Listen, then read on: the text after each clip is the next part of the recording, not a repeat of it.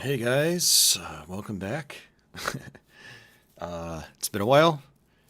I got kind of bored tonight and I wanted to show off some stuff I've been working on with regards to Doom mapping. It's been kind of a weird 6+ months, and there's been some nights where I've been using this as sort of like a cathartic creative output. But I've been enjoying making some new maps, and I want to show them off. First stream in a long time, probably last stream for a little while as well, as I continue to make this transition to another place of living. Anyway, I won't get into details there. I have a whole update video I posted many months ago about that. I'll probably make a follow-up one shortly once I'm have made that transition. But yeah, we're going to show off my Doom maps that I've been working on. They're all slaughter. It's all big arena slaughter stuff, and pretty difficult, but yeah, it should be fun. Afterwards, I'm going to show off my previous WAD, which is 4 maps. Also slaughter. It's called Afflicted. I've done Let's Plays on each of the 3 main maps, and but I've since uploaded the final version of it to the id Games archive on Doom World, and basically I implemented difficulty settings, which is kind of important for some of you guys out there. Actually, I see Talus in chat. He might be one of them, where some of you guys actually played that map set, but it was like way too hard for you guys. And so, like I said, I implemented difficulty levels, and so I'm going to show those off so you can kind of see if they're going to be easier to play and mess around with. So, maybe give them another shot. Re-download it from the id Games archive. I've got the link in the description box, so you can check that out. And but yeah, we're going to I'm gonna show off my 5 maps in this set. It's 5 slaughter arenas, and yeah, there's actually kind of a lot to talk about here, but I see Goliath out there. Okay, that sucks, dude. I'm sorry to hear that. Ugh. And hey, Ronnie, what's going on, man? Yeah, so all right. I actually did want to make a couple of edits here. So this is Ultimate Doom Builder for anyone that hasn't seen the editor. Well, one of the primary editors. There's a bunch of different editors you can get, but this is like the one I like to use, and it seems to be pretty popular. It's a pretty well-built software for the most part. But this is my first map, the top-down view of it. This is kind of what it looks like from the map perspective. For those of you guys that aren't too familiar with this stuff, all these things on the right are monster closets. That's how enemies are teleported in. There's ways to automate those and stuff like that with these little guys we call voodoo boxes. Anyway, this isn't a Doom mapping tutorial, but just wanted to show that for anyone that is curious about like what's going on here. You'll notice that it looks very symmetrical and very copy-pasty, and that was the whole idea, actually. I was playing a lot of Slaughterfest 2011 almost a year ago, and I did a YouTube stream of it here. And a couple months later, I decided to try to make a map set that was similar to some of the maps in Slaughterfest 2011, which was like very copy-paste, symmetrical stuff. I thought it would be really easy and very fast to make those. And it turns out it's not, especially if you don't have a lot of foresight, because this is actually like the 3rd iteration of this map where I had to just like blow away a bunch of crap and like edit stuff. Had to do a lot of hard manual editing to trim it down so it didn't like bog some source ports down. And yeah, so it actually took a hell of a lot longer to make this than anticipated. And I've also had to make a lot of gameplay tweaks because it is still about the gameplay. I could do max brightness here just to kind of show everything. So that was one of my goals, was to make a map that was just very copy paste, kind of as like a joke in a way. It's like, oh, I played a lot of Slaughterfest 2011, so now I want to, I want to try to make a map that's like kind of basic and simple like that. And So I ended up doing that, and what ended up happening is that I was going to just release the map as is, and then I was going to create what we call a stopper map, where it's a map the game will force you to, and then you can't quit the map. You have to just stay in it or just start a new game or exit the game. That way the map set doesn't roll right back into Doom 2 proper. It makes the WAD like kind of like a small encapsulated thing that just feels more like deliberate, and it doesn't throw you back into Doom 2. So that ended up turning into a map of its own, and then after that I got bored and I made another map, and then made another map, and then another map, and now I'm working on a sixth one. And each one has taken longer and longer to make because they've gotten bigger and bigger. So it kind of started with copy paste, and it still is symmetrical based and sort of copy paste based, but some of the maps are way bigger with more interesting fights and stuff like that. But this map in particular, you'll notice that, I've got, so let me like fly up here. So, the enemies are pretty basic, pretty basic patterns and whatnot. Now this isn't the entire map. So there is, there's all these monster closets on the outside, that are spawning other enemies in at specific moments. Some enemies are timed, like the cyber demons, and we have a whole boatload of arch vials that get dumped in later on. So it's not like you're just contending with these enemies here, and these mancubi, they come down as well, revealing BFGs in each chamber later on in the fight. So yeah, that's it. So I'll kind of do this for all 5 maps, and then I'll show you what I'm working on with map 6, and then after that we'll switch over to Afflicted, where I'll show off the easier difficulties. So yeah, let me know once we're playing the game that the audio and stuff like that is okay. I haven't done this in a little while. I did spend a half an hour trying to tweak things, but I never did really tune this mic properly since I've built this new PC. It's not even new anymore. It's like a year old, but still, yeah, I don't put the effort into this channel the way I used to. So, but let me know if anything is off. And so what I'm going to do is just leave Ultimate Doom Builder up. That's kind of going to be our stream background when I'm not in game. We are going to be using WAD Doom for this one, just for better wall running and stuff like that, and some of the visuals. I don't know. It just looks a tiny bit different than GZ Doom. So, but here we go. So I do have a name for this so far. I'm not going to spill it right now, but I do have a name for it. I need to name all the maps. I haven't done that yet. That's something I'm going to do after I've already released it. For some reason, WAD Doom isn't going into the other slide on this. It's supposed to bounce back and forth and go into demos, and for some reason that's not working, but that's fine. That's actually a snapshot of map 3. So we'll go ahead and start a new game. And turn down the headphones so it doesn't bleed into my mic. And but yeah, I actually, unlike Afflicted, when I first released that, this does have difficulty settings implemented out of the box, and so every map does have, easy, normal, hard. This is going to be on Ultra Violence, which is the hardest, so it's going to look intense if you're not very good at Slaughter. Most maps have a shoot switch in the beginning.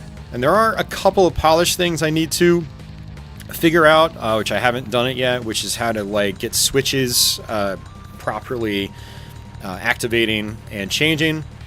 So there we go.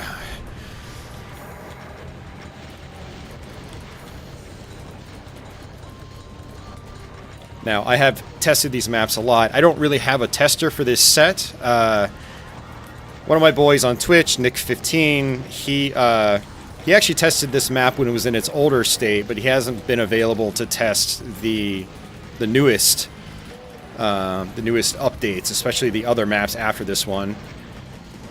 Like in some of the Slaughterfest maps, higher platforms like the ones the Revenants are on, you can actually lower those, so you can actually run up, lower them like that, and they'll run around, and you'll get some more infighting going. But each of those platforms has a megasphere on it, so you can use that as kind of like a marker. and like, okay, you know, health refill. Maps like these are pretty crazy, generally speaking. And actually, one thing I wanted to do was reduce the amount of cacodemons. I meant to do that on stream. I totally forgot. So this is very arcadey slaughter, as I like to call it. I actually will explain it to people as like, it's like Geometry Wars, but Doom. So on later maps in particular, I will just be like cutting holes through just packs of enemies. I'm going to go ahead and grab this mega. Keep working my way inward. And when you get rid of the arachnotrons up top, later on cyber demons will appear. And if you haven't killed the arachnotrons, then oh, there we go. Then the cybers won't actually spawn in. You could probably use that to your advantage, but I think the cybers are actually more useful. You want to get them in fighting with all the cacos on the outside.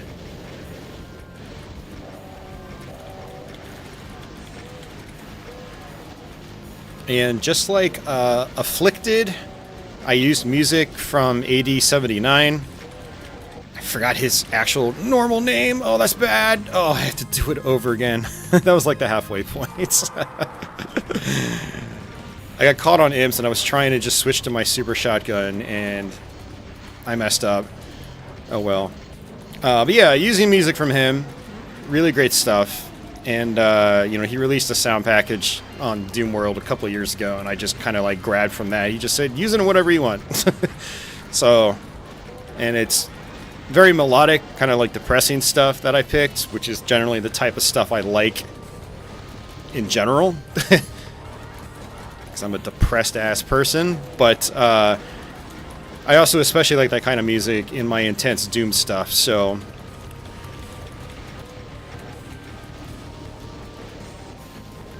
I'm thinking about trying to make upwards of 7 maps, and then maybe a stopper afterwards. I don't want it to be as small as Afflicted, which was 3 maps plus a stopper. And the stopper was like a puzzle map. There's a lot of secrets that you can find, things like that, as you guys will see later, if you haven't seen it before.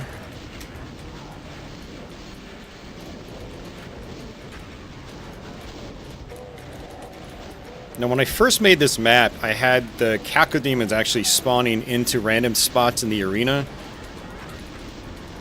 And this map was actually a big learning experience. Because I used to have the outer arena here be extremely tall. To the point where, like, cacodemons would get blown upwards. And then a lot of times, like, they wouldn't actually, like, come back down. Or they'd get, like, stuck outside and they'd be too far down for you to see.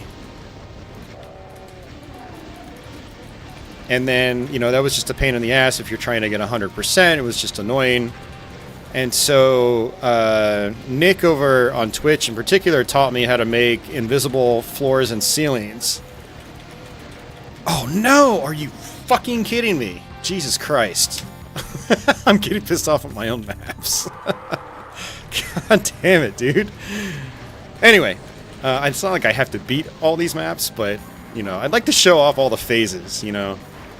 And that was, like, that was the halfway point in the map. There's a couple of invulnerability spheres that appear.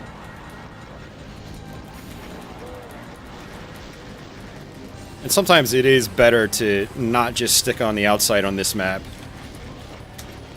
There we go. But yeah, you've got to pick up the health spheres, the megas. If you're not doing that, then you're leaving resources on the table. And if you're a 100%er, I'm not. But this is something to keep in mind if you are, is, you know, every major power-up, like a soul sphere or a mega sphere or mega armor, it all counts towards your item completion. So you do eventually have to pick them all up anyway. So if you're like a speedrunner, then that's something you have to keep in mind.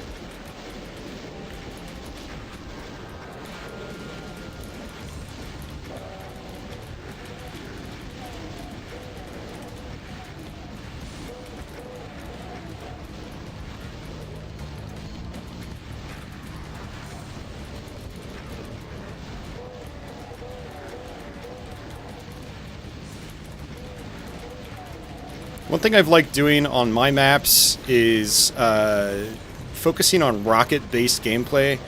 Shit, I might die again. Oh my god. This is pathetic. Yeah, rocket-based gameplay.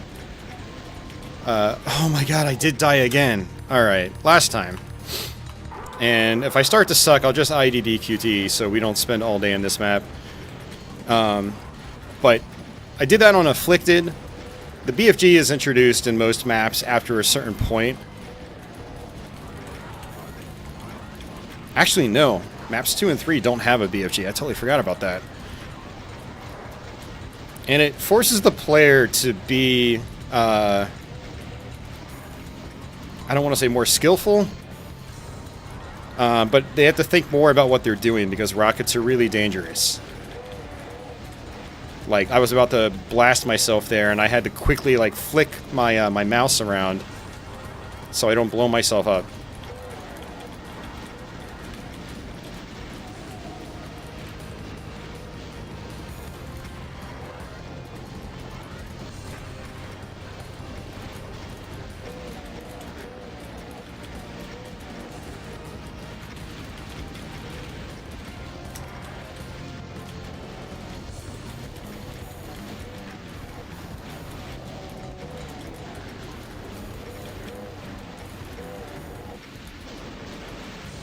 Alright, let's move in a little bit farther.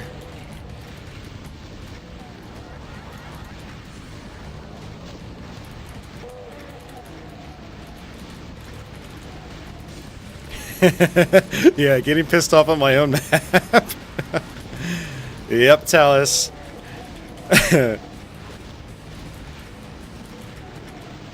Dude, I went back to play some of my, well, all of my Afflicted maps. There's only a handful of them, so like, and when you test and test and test and test, it's like you eventually get pretty good at them. And then when I took a several month break and then I went back, I was like, who's the asshole that made these? And I was like, oh, that was me. Oh, okay. That was actually a kind of a point where I was like, yeah, you know, I should probably implement some difficulty levels. Alright, so here we go.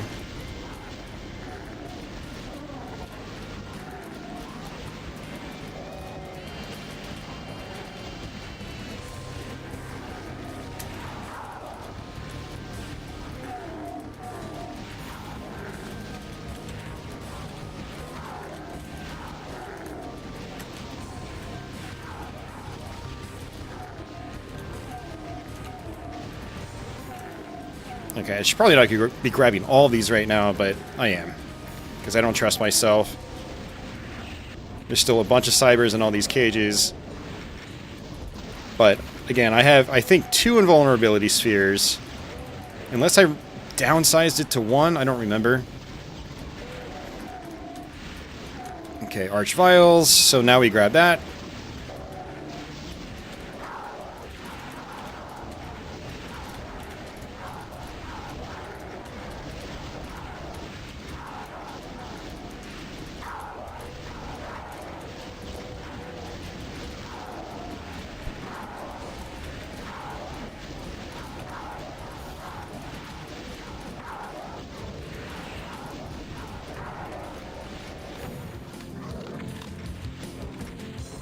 And I might have a second one. Let's just circle around the arena.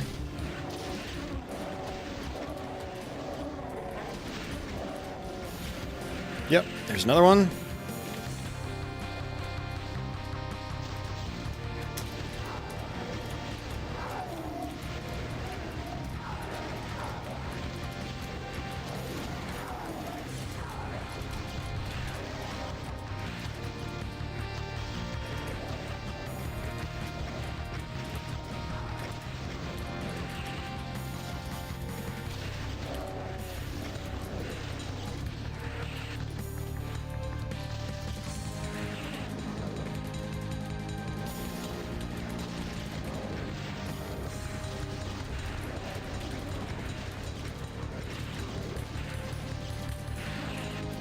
Because of how the BFG works, you don't want to be, like, turning too much when you attack enemies with it. You kind of want to stay sort of head on with them.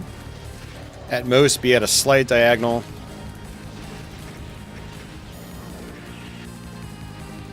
Still a cyber over here.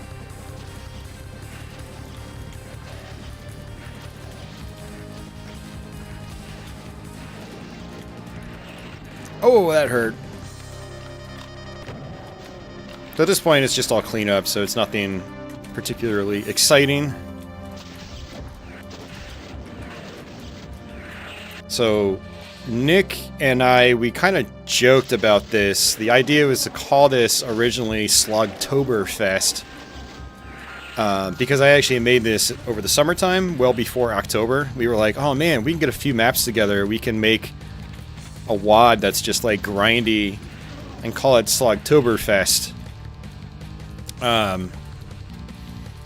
But once I made map 3 in particular, I was like, no, I can't do that because, like, for one, I tried adding goofy music to it and it just didn't fit. I was like, I need something like kind of like raw and like more metal and more melodic because that's what I like. And then my later maps in this set, I enjoyed a lot more, and I was like, all right, I want to keep rolling with this style. And then I went back and I added a bunch to this first map. So you'll notice how you can see cacodemons floating in the air. That's the fake invisible floor. It's the fake floor. There's also a fake ceiling, so the arena doesn't go up as tall.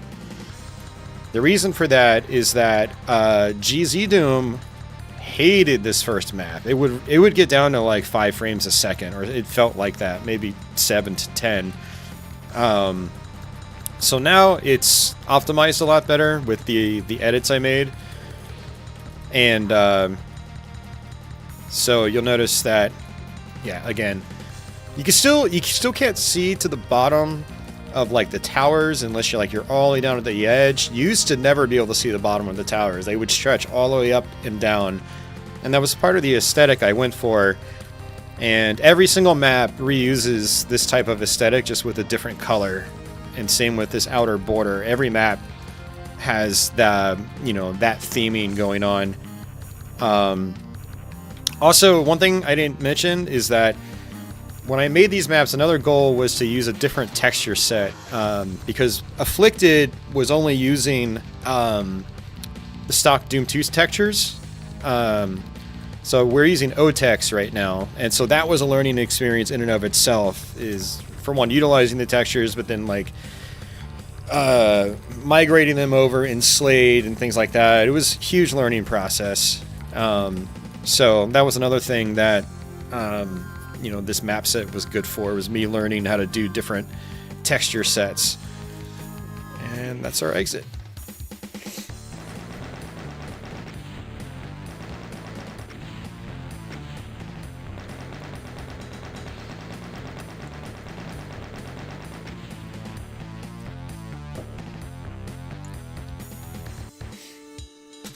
All right, so I'm going to id-clev to this one. So this is map 2, and actually, well, yeah, that's fine. I don't need to show off the map in the editor itself. So this was my original stopper map for it, where I was going to have the player just kind of locked in with like a thank you message, and that's it. But I made a dumb fight with a ton of cyber demons and cacodemons, and I laughed my ass off, and I was like, I'm gonna make this a real thing. So yeah, you can see the same theming here. I got the animated floor textures to work with OTEX. It took me a while to figure out. But yeah, so this is a gimmick map where there's not really combat, it's just dodging. So this is kind of going to be like the oddball one out. The oddball out. Talus says, how many hours did I put into each map on average? I'd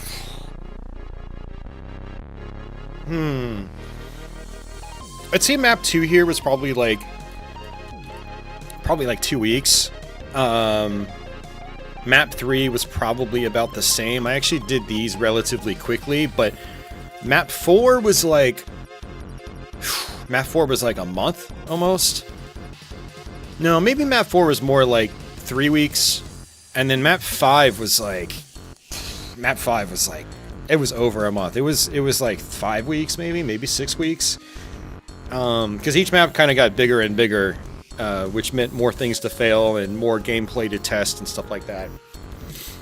So, anyway, yeah. So let's just shoot that, get things going. That triggers this, which is our exit. And also these platforms with the etching on the outside, they will actually raise and lower these outer platforms. So let's walk over this. And if you get too close to them, you trigger lines that will lower the one on the other side. So it's helpful to have them constantly up if you can.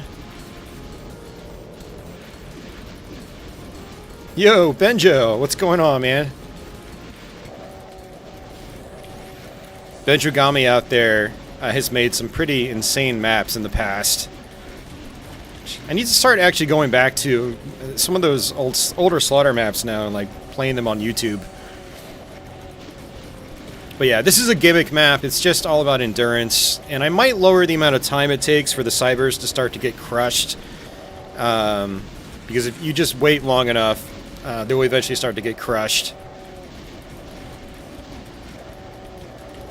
But it's just about dodging projectiles.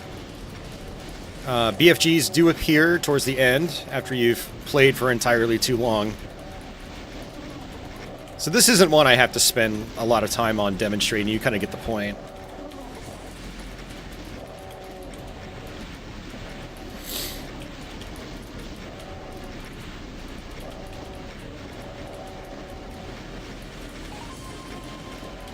There's a huge gap on that one over there. Cybers are just able to cut right through to me.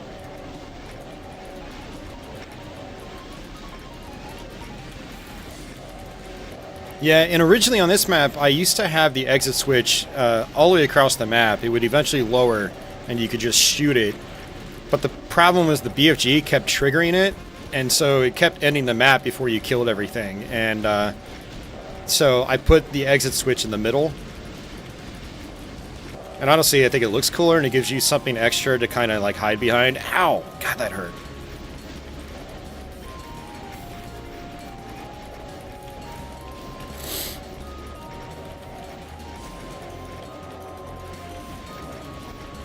And yeah, Benjo, that would be a great idea for Ultimate Doom Builder, is tracking how long, like, you know, you were editing a map. Although it's a little, it could be a little misleading, because like I've had periods where I left Ultimate Doom Builder up and like walked away and like kind of forgot about it. So, but it'd still be like, it would be nice if it tracked how many days like you opened it, and just do like a baseline summary of the amount of time like you had it open. That would be cool. Like have logs somewhere that log that.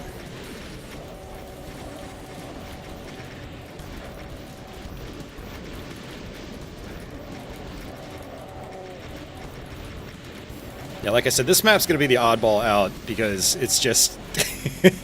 like I said, I started this fight, and I think Nick was on there on stream, and we were both like laughing our asses off. And I was like, that has to go in. So yeah, I kind of screwed up. I took too many hits too early, and now I'm most likely not going to survive. Oh, I can survive, but down you can see the cybers are getting crushed. So that helps things.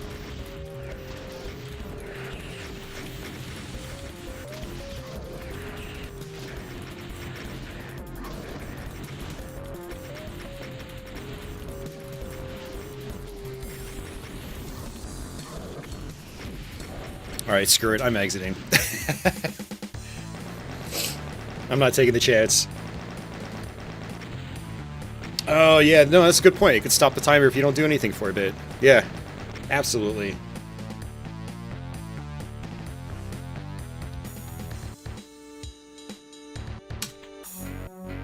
Alright, so let's id-clev again. I'm doing pistol starts for all 3, or all 5 maps, so you can kind of get an idea. But like, this is where like I was like, okay, I kind of want to keep going with this. So this is more like the Robotron style, not Robotron, but like Geometry War style gameplay, which is big rectangle arena and enemies spawning in from all 4 sides. But I like to start on the Revenants first, because if you get late on into the fight, it's kind of a pain in the ass if there's revs still up top. Because just like map 1, tons of Arch Vials drop in at the end. And that's kind of a theme in all the maps. You know, the idea wasn't to like really overthink a lot of the stuff. And so a lot of the maps have kind of focused on similar formats with how like enemies spawn in, because again the level design was meant to be more simplistic, which also kind of lends it to more simplistic fight design. But you know, if you layer things well enough, or I should say space things out well enough, you phase things well enough, you know, you still end up making something that I think is really fun. And so very arcadey. And there's megaspheres all over the place. So kind of like Geometry Wars, I'm just cutting through. And now the cybers are down, and that really changes things. That's where the map starts to get hard.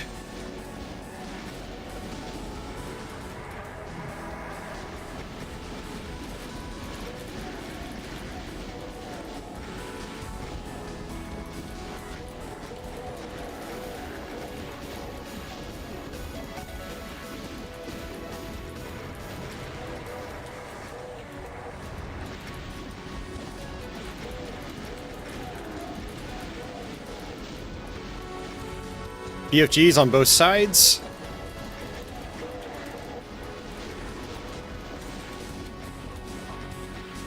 And kind of like map 1, I do have a crutch at the end with invulnerability spheres.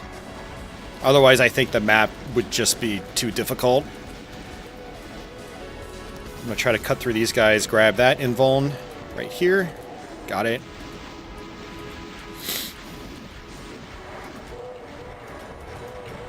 And just keep focusing on the Revenants if I can. You kind of want to watch these inner block pattern platforms, whatever you want to call them, block structures, because that's where some more invulnerability spheres are, as well as the megaspheres. There we go. Mega's coming down. That means the BFG's coming down too. So they're timed at the same time. And what I want to do is, I'm not going to, not yet. I'm going to save the invuln, and I actually like to get rid of the cyber demons because they kind of suck at this fight. They are very, very dangerous. So I try to just clean up a little bit. And this is my strategy. It'll be interesting to see what other people do when I release this set. I don't know when that's going to happen. If I can actually hit guys. Jeez, that's not good. This is bad. Alright, I'm going to go ahead and grab this. Go back to the cybers. Get rid of them. There's plenty of ammo.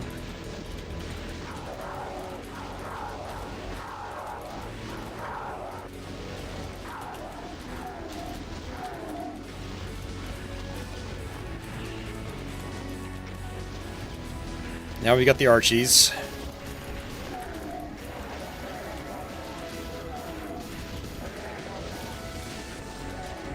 Still a cyber out there, I think. No.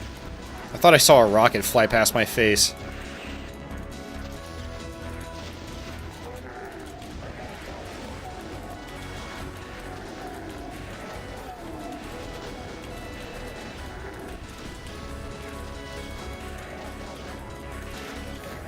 Alright, so that basically happens on all four corners. Oh my god, what am I doing? Oh my god, that's a lot of Revenants are still up there. Holy crap, dude. Yeah, I also like to use the invuln to try to clean out the revenants too, and I did a really bad job with that. So you can see the Archviles are on their way from the other side. There is still one invulnerability sphere, I think. I don't think I grabbed both.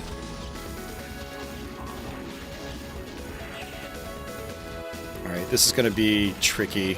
Trickier than anticipated.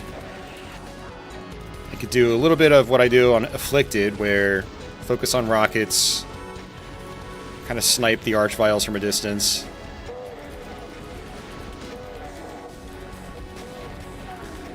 The thing about big Archvile swarms like this on big arenas like this is that you can kind of just like, you can take your time. There's no rush. But all those revenants are still up on the top right.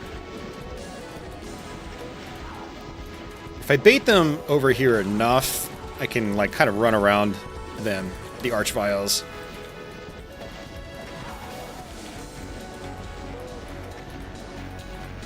Crap. I'm out of rockets. Alright, there we go. I'm trying to stay all the way back here so I'm out of sight of the revenants.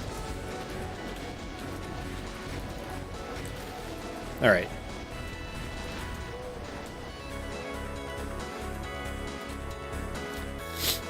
Yep, there it is.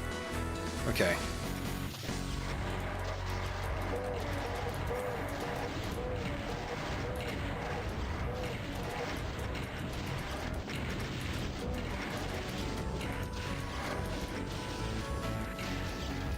I thought about taking away at least one of the invulnerability spheres, but that was...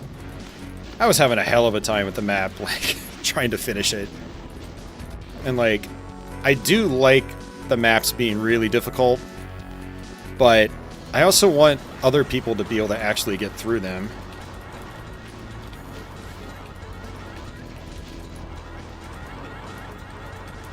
And that's also why I'm 100% down with doing difficulty settings, because a lot of slaughter maps will just be ultra-violence.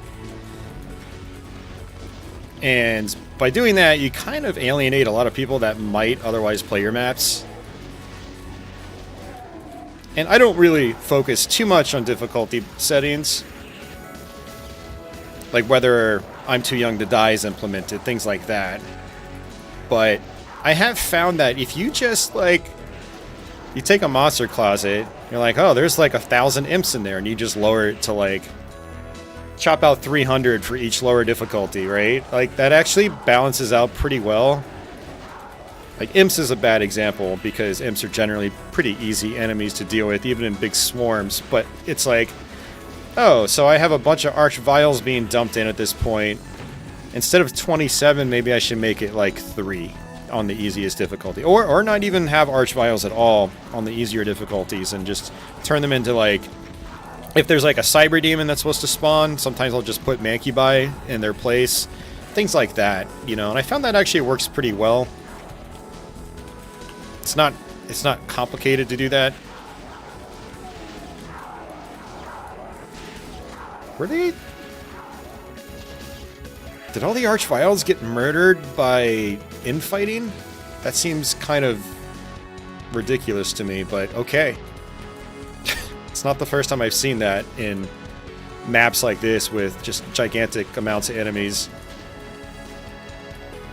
So that's actually pretty funny. But yeah, that's it. That's this map. And I think that's I need one more enemy. Where's the last enemy? It's probably someone on one of these platforms. Oh no. That's not good. We're missing an enemy. See, this is actually good for testing.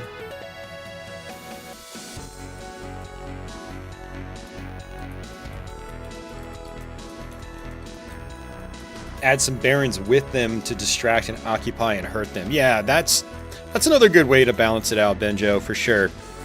Make the infighting a hell of a lot easier. So I'm going to do IDDT, and then IDDT again, which lets me see everything that's moving.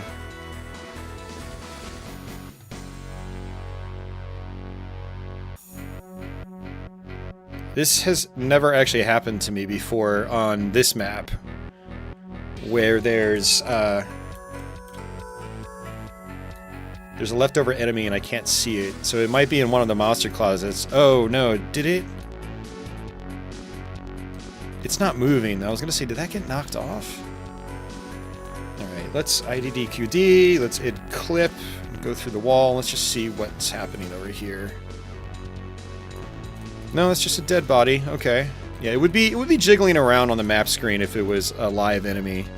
There's got to be something in a monster closet. Oh no, it's right. Are you serious? Oh, it is still there. How does that even happen, man? I've got all those walls set to block monsters, so yeah. Oh well, it's not the end of the world. That was funny though. Alright, so let's disable that.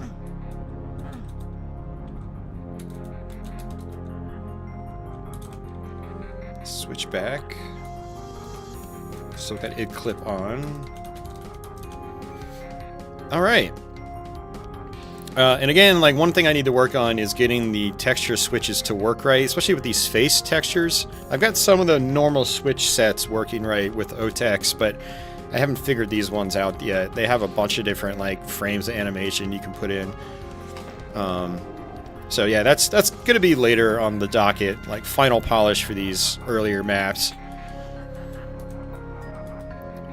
But yeah, this was a lot of fun to make. It's definitely a little bit different from the others in terms of strategy. But as you can see, it's the same kind of, you know, stylistic choices. So the nice thing about the OTEX pack is that it's got a lot of repeated textures with just using different colors. I can't talk tonight. And so I reuse a lot of the same, like, light fixtures and things like that.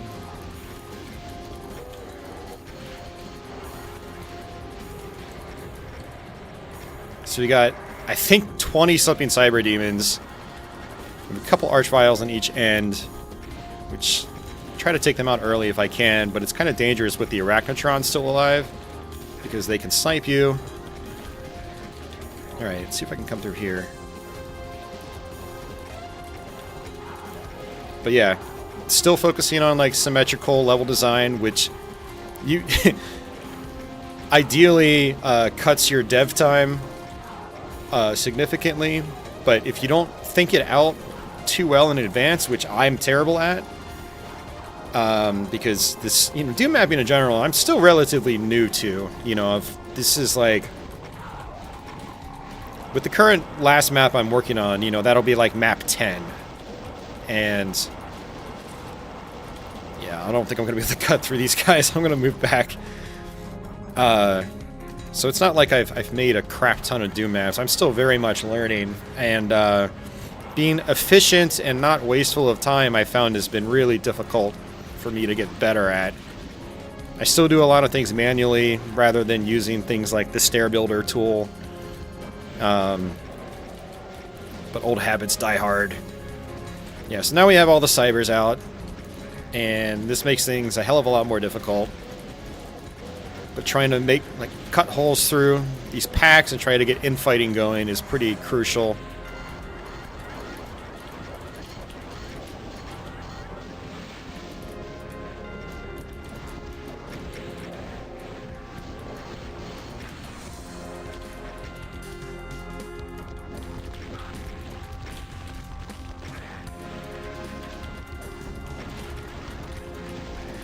Oh, you gotta be kidding me. That was stupid of me. Those archviles on the end, ideally I'd just save until later, until a lot of the arachnotrons are dead, and there aren't cyber demons, like, completely surrounding me. So, but yeah, one gimmick I haven't really talked about in this map is you've got staircases all over the place, and those are the only health refills. And so if you want a health and armor refill, you have to go up those staircases. And so what ends up happening is enemies can also go up them, And so eventually later on in the map, you'll end up having... Are you serious? Just blasted my face. You end up having like archviles on the tops of them. You'll have like cyber demons and stuff like that. And it's just kind of funny where enemies end up.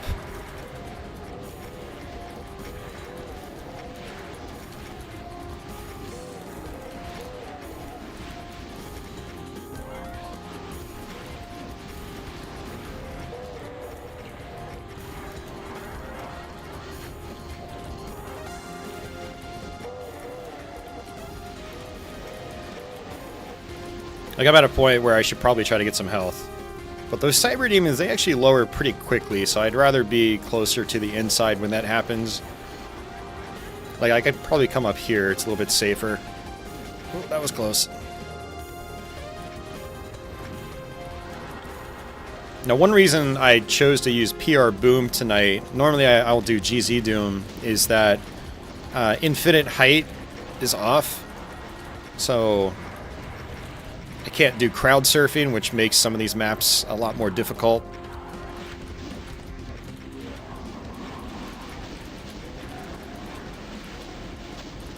I mean, I could just turn that off in GZ Doom, but one other thing I've noticed, and I didn't know this until recently, I thought you could wall run in GZ Doom. Apparently you can't. I don't know why I'd never noticed that. I always thought I was wall running. I was like, oh yeah, I'm a little bit faster, but no, I wasn't.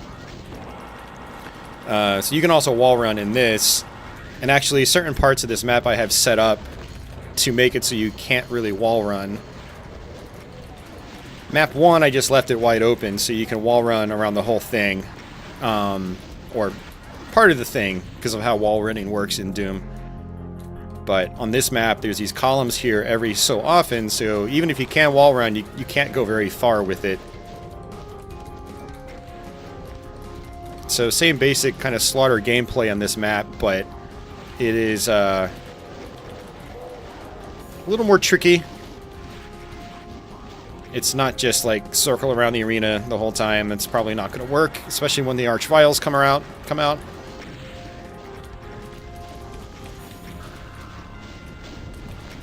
Die, die, die! He didn't die. Or one of them died. This map, I might still make a couple edits. I found that there's, I think, entirely too many Hell Knights. And this map actually fits in more with like the old Slogtoberfest theming, where it's like, it is more of a grind. Like, it'll take you a lot longer to 100% this map, just because of the amount of enemies and the size of the map.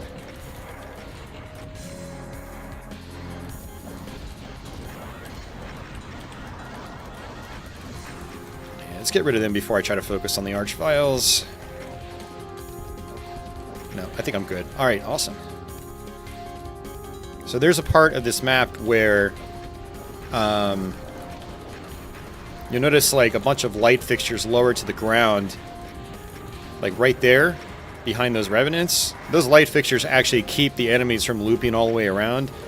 But they lower partway into the whole level. And then that also signifies when the archvials are being dumped in. So once you see those lower, you have to worry about the archies.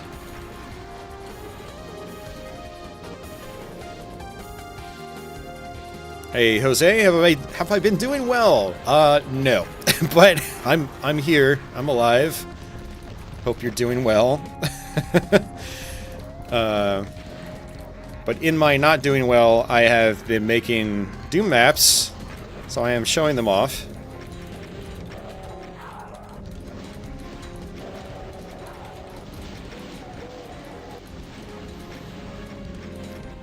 And one thing I love about the OTEX pack in particular is just like, oh, you got a really big open arena, you want to make it look cooler and not big and open and empty, is just like make different like texture types and like have borders around them and make them blink and everything looks cool. Oh crap, that was okay. I was trying to go up there and get some health, but that's not gonna work. Let's see.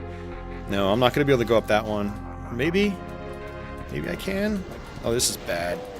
This is really bad. 3 cybers in this one room. Alright, now can I go up here? Alright.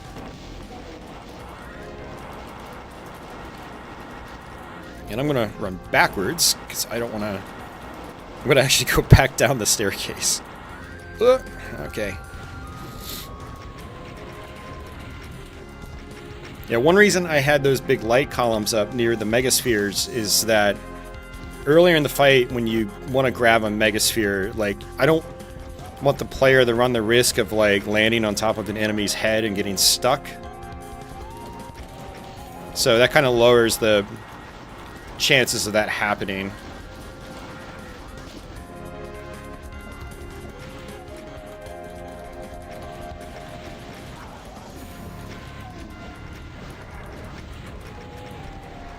Four cybers.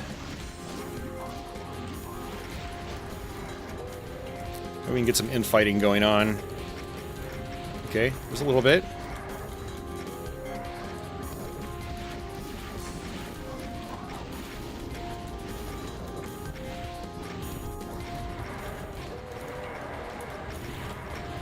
Yeah, lots of archviles spawning in there, but they're all over there. I'm going this way. Oh, this is actually a really bad idea. Okay.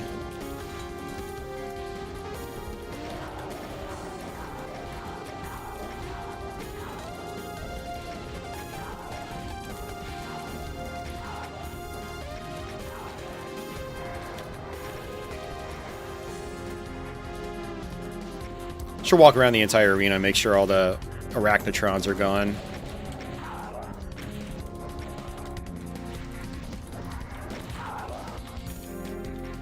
Now, one other thing I did do is, and one thing I'm going to do when I publish this set is tell people to maybe play through continually first. That way you'll have the BFG on this map.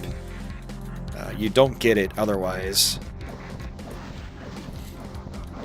And that definitely changes how it plays. It doesn't make it worse. It just makes it easier. Actually, it makes it... You go through the map a lot faster when you have the BFG. It's still not a gimme, but... Oh! That sucks. How long have you been streaming? Just an hour? Alright, I'll do it again. I'll do it one more time.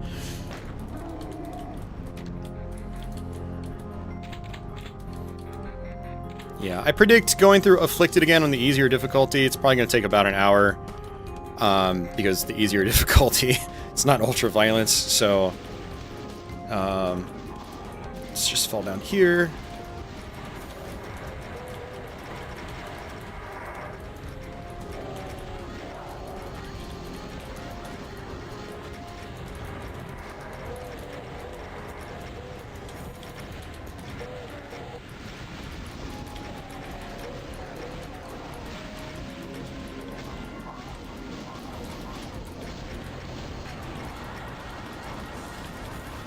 Uh-oh, Revenant rockets all over me.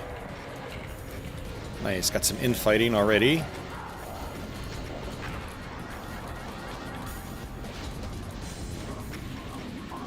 Thanks, Jose, I appreciate that. How have you been, or how are you? And how's everybody else out there lurking, for that matter?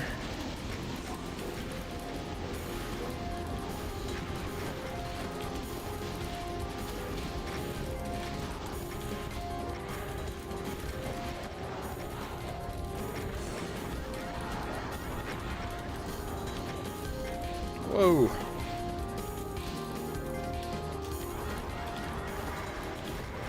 Cybers have come down. Oh, shoot. This is bad.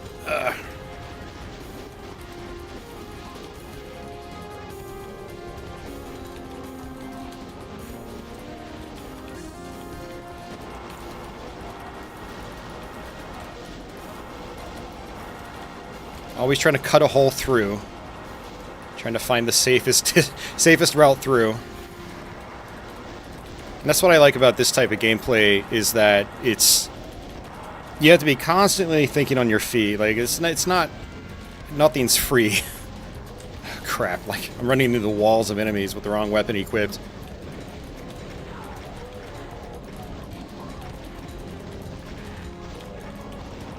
Bad time to be out of rockets. This is bad. Really bad. I'm dead. Alright, one last try. I'll move on to map 5. Map 5 is the last completed map.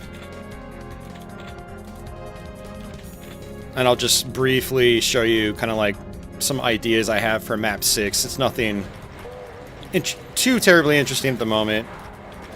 Usually how these maps have started is I make a big box of some kind and I just try to carve it out. And then after I've carved it out a little bit to where it doesn't look like complete trash, I start adding enemies. And generally when I'm carving it out, I am thinking of enemy placements as I'm doing that. And then when I finally do the enemy placements and I realize they suck, I start making, you know, some light, subtle changes until it starts to feel kind of like, oh, okay, this is somewhat fun just as is, and then I just kind of keep building on that slowly. And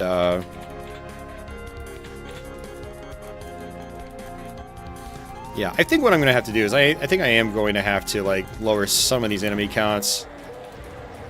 Not on the main playfield itself, but like up top. Like the Mancubis are fine. The Revenants I think are mostly fine, but like the Hell Knights I think there's just too many. They're too beefy, and they don't really tend to I don't know.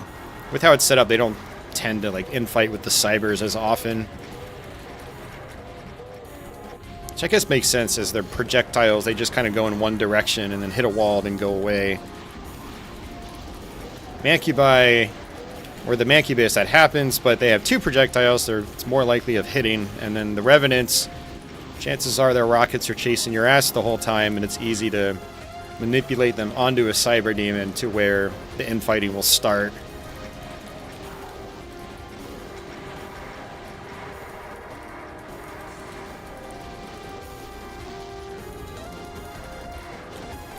Oh.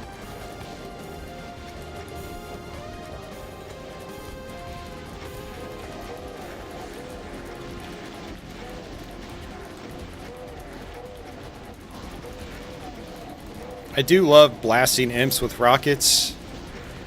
It's the Sunder Map 7 effect that has always stuck with me. Oh god, this is bad. Yeah, the final fight in Sunder Map 7 in particular is like, there's so many imps, and you have to learn how to just like cut holes through them. And this is bad. This is extraordinarily bad. Okay. One last try.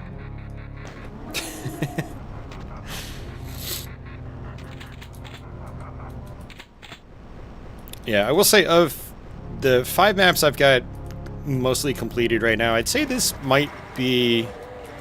It might be the hardest. I don't know. Sometimes I get into a groove and I just finish it on my first try.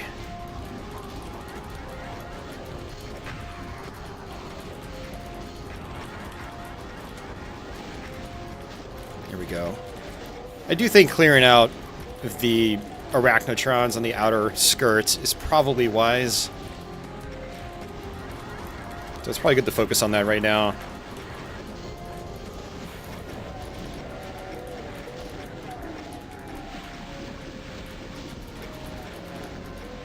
And actually, when I first made this map, I made it to where you only had a rocket launcher. Okay, that's not a good idea. And the map was even more difficult. And then I was like, well, I want people to have the BFG if they want to play continually, so I added a plasma gun with tons of cells. So if you did play continually, you know, you'd have that weapon option. Although the plasma gun's not super useful on this map, so it's like it doesn't really break the balance if you're pistol starting. Alright, now we got the Cybers coming out.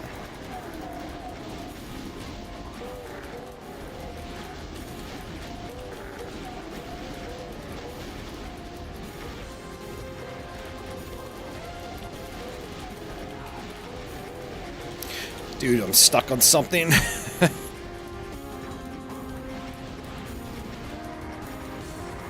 Got some infighting with those cybers.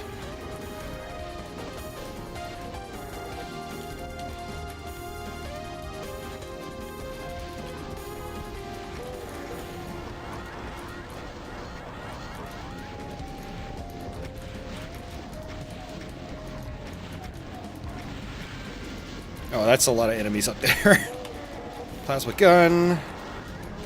This is gonna kill me. That's gonna kill me.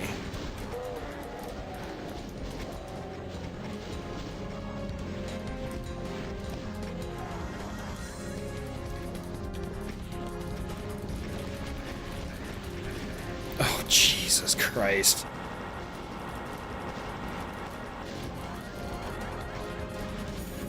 There's a cyber demon up top.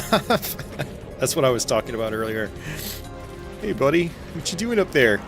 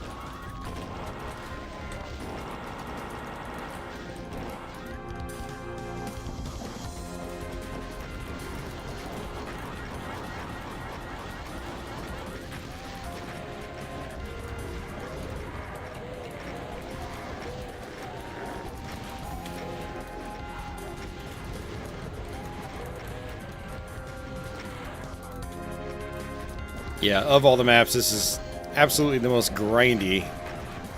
But I'm okay with that. Sometimes I just want to kind of zone out and just, like, kill lots of demons in Doom. With the rocket launcher. It's something kind of cathartic about the whole thing.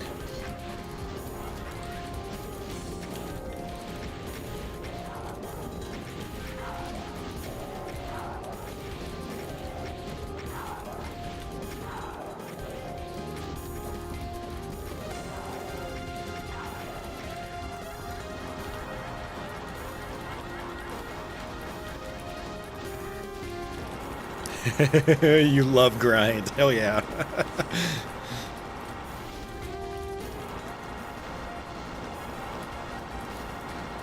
Alright, let's come back this way. There we go.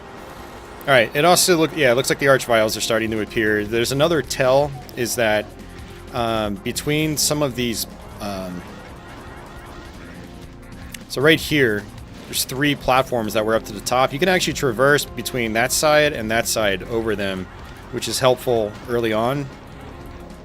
But they lower when the archvials appear, so it's easier for the vials to filter through. Okay, you guys have to go away. Away. Okay, get some health back.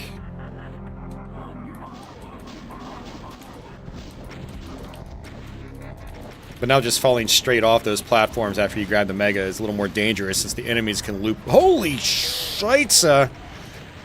Okay, you're not supposed to all come at me at once. Okay. Yeah, that was a little shisty. Holy crap. But, on the other hand, it's like they're all on that side now, so... I can breathe a little bit. Whew.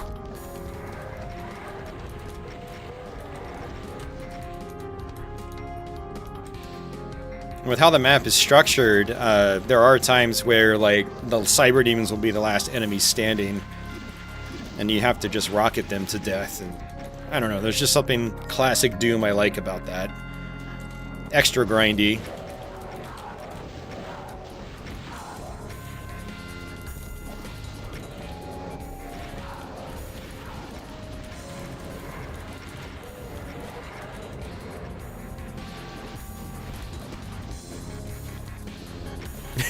That cyber's up there. I already grabbed that one. Cyber down here? No. Okay.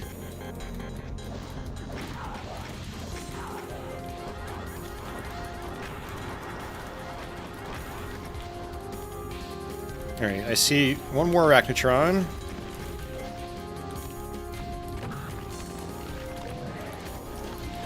There you go. Go away.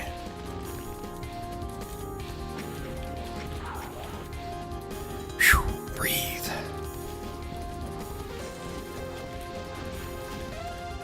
So my map 3 of Afflicted is kind of similar to this map in that the later fights basically become about you kind of taking on the Archviles kind of like one by one and not making any brash decisions.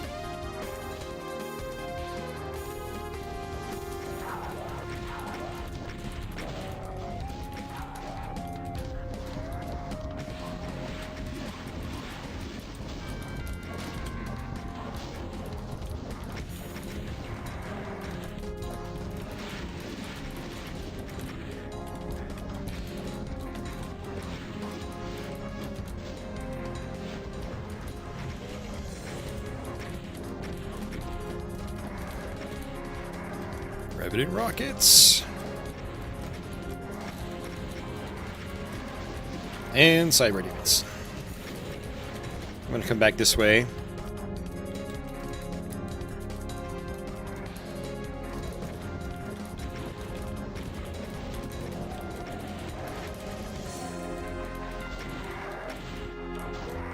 There's a vial chasing that cyber over the staircase.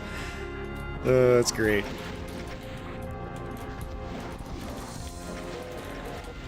Ooh.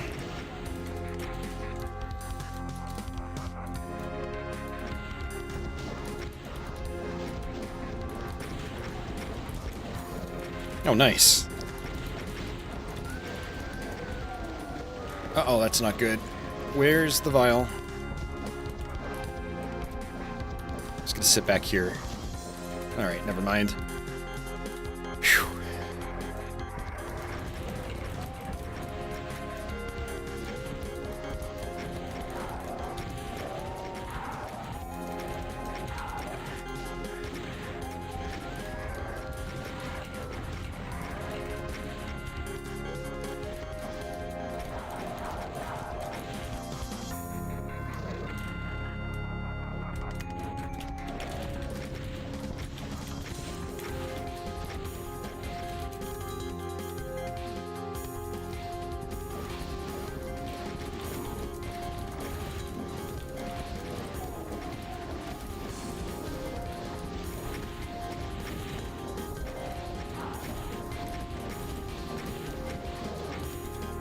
At this point, I almost want to get rid of some of the cybers just to make killing the Archviles a little bit easier.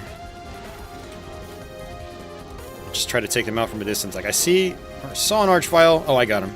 Yeah, there was an Archvile in that big group of enemies, and I got one.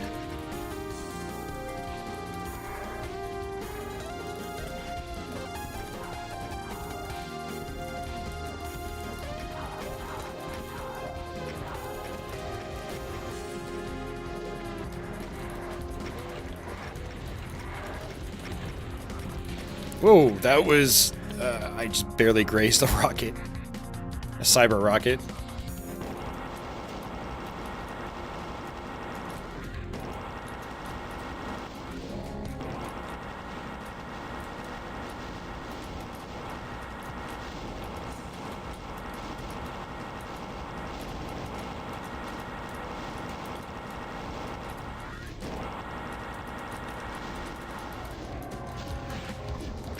See an Archvile in there, in the distance.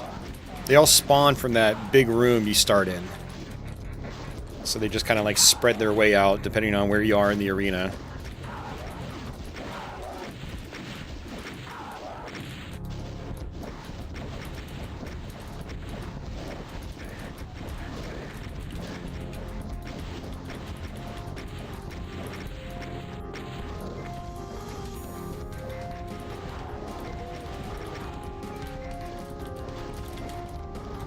Got one.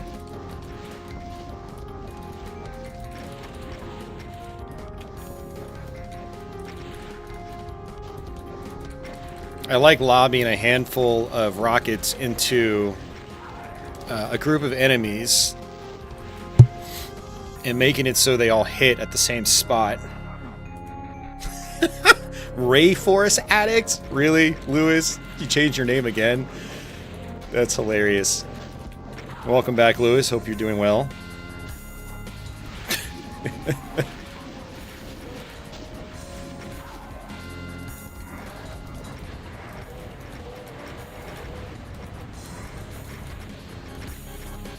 Ray Force is a pretty good game.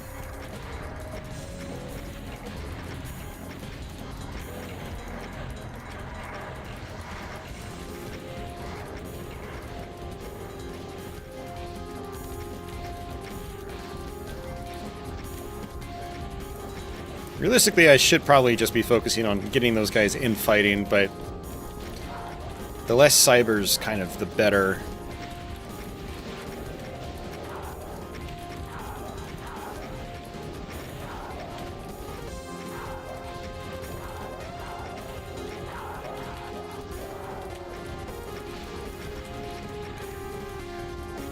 But what I was saying about like getting multiple rockets, like going into the same group of enemies, is you do some insane damage really, really fast if you do that.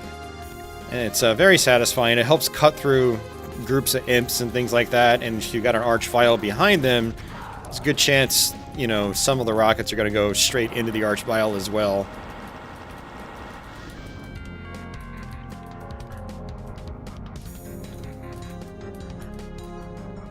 Ronnie's playing through the 3DO maps on Killing Time Resurrected, the original, and I think he found a secret path to the sewer. Yeah, I think there is a secret path to the sewer, Ronnie. Also, if you go straight into the mansion after you've gotten the invitation,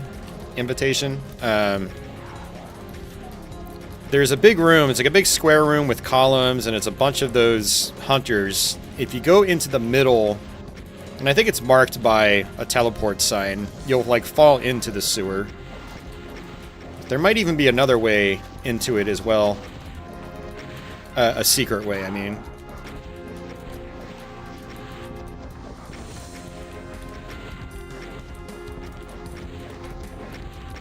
You know what's actually kind of crazy is that this map set might actually be a lot harder in GZ Doom because the archviles don't get eradicated that easily with infighting in GZ Doom, for what I found. Like with what's been happening here in not PR Boom, DSDA Doom, is I'm not really having to deal with the archviles very much, which is kind of weird. There's a ton of them.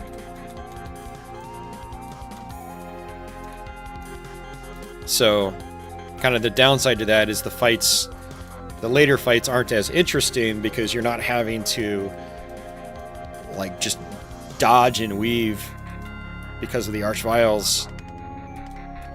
Also, some of these hallways like this, you actually can't... Oh, never mind. You can... Okay, there we go. I have it set to where like you can't go in between the columns, so it's like you're less likely to get stuck in these hallways. And then using that invisible floor right here, that just helps smooth out the gameplay. So you're not constantly like, you know, dipping into little pits and crevices and stuff like that. Oh, there's an archvile. And he's just having a field day.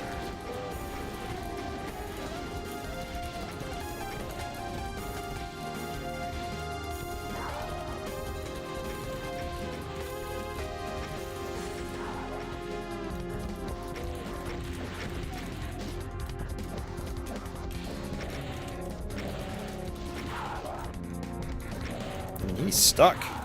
Same with these, actually. You can't actually go in between those columns, so yeah, there's no getting stuck on them, basically.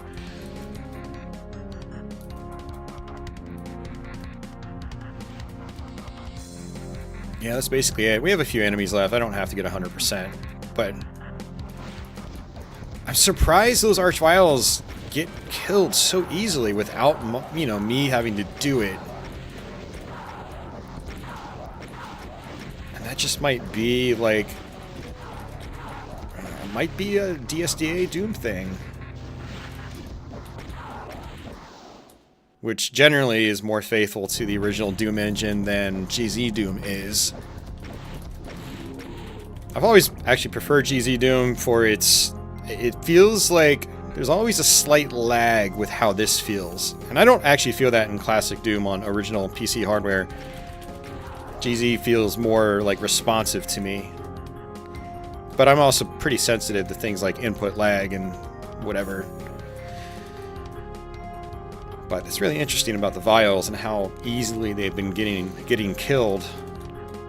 Alright, so last thing on this map is just you go back into the middle and there's 4 switches. The first one's on a long timer, which is very typical of slaughter maps that forces you to deal with the fights.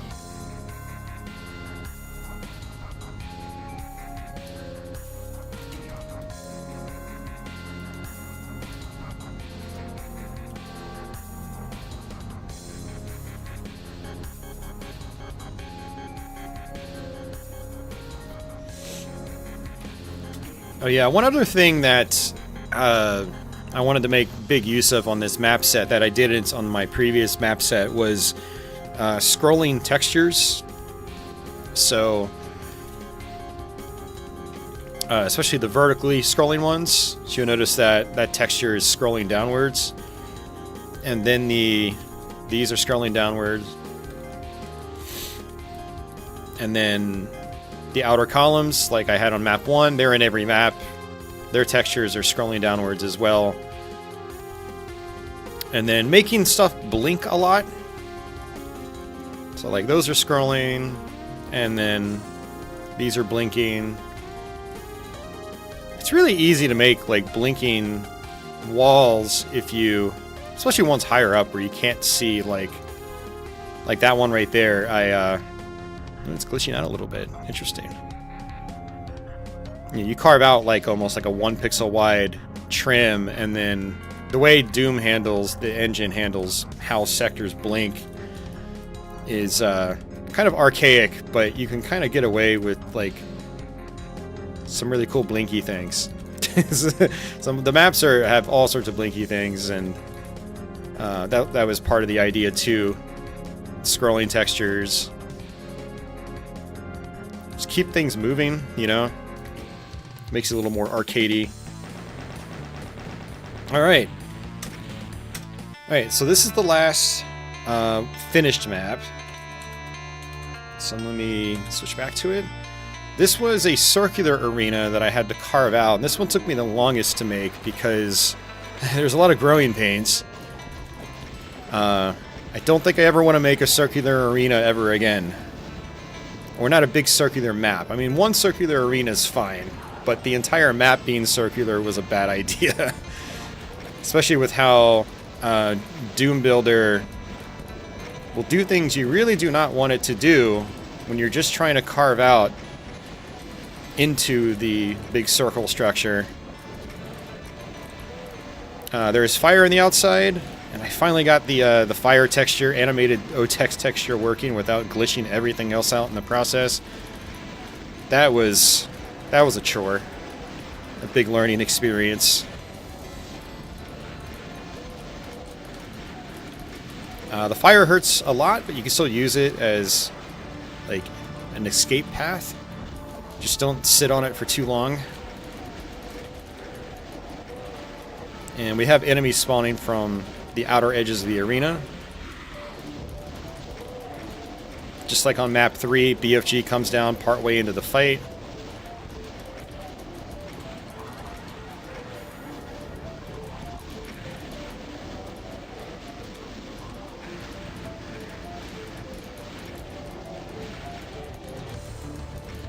But yes, this is my most recently finished map. I finished it a couple weeks ago. And I think it's basically done. Maybe 1 or 2 minor edits. I have a couple quote-unquote secrets in the map. I might actually take them out as being actual secrets. I'll leave the rooms still there in case anyone like stumbles into them, but rather than force people to like go secret hunting. They'll just be there. It's like if you know if you know, that sort of thing.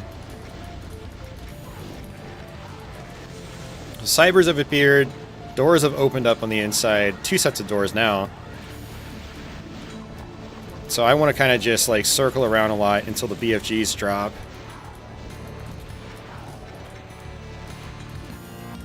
And I don't worry about the enemies on the outsides because of what happens later in the map. They can be handy right now to divert other enemies. You'll notice like lots of stim packs on this map along with the first map, because that's what Slaughterfest 2011 maps did a lot of times. I just kind of kept that theme here, since that I don't want to say mostly dumb maps. There's some pretty good maps in 2011, but there's also some really dumb maps. You know, I was just inspired by that last year when I was grinding out on it. And, but they actually help if you're taking a lot of damage. There's a lot of them, so you can still get your health back relatively quickly. The pain elementals are a pain. It's actually partially what makes this map tough in the beginning.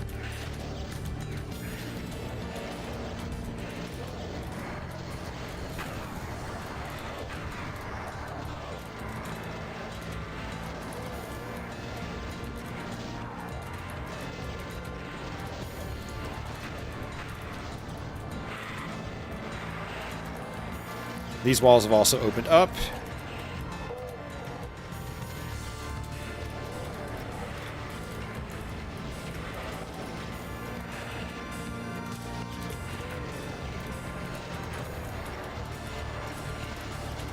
Sometimes they'll go into that inner portion and then just kind of circle around through it with the BFG.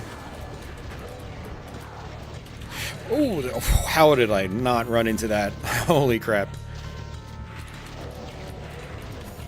Try to like clean up on the inside a little bit before, of course, the Archviles appear.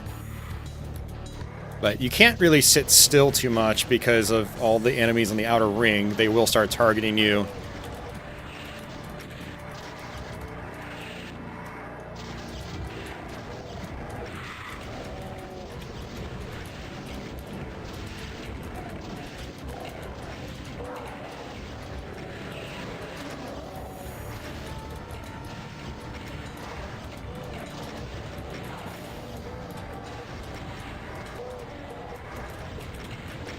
Ooh. And this is actually where the secrets are. There's 4 megaspheres in this room.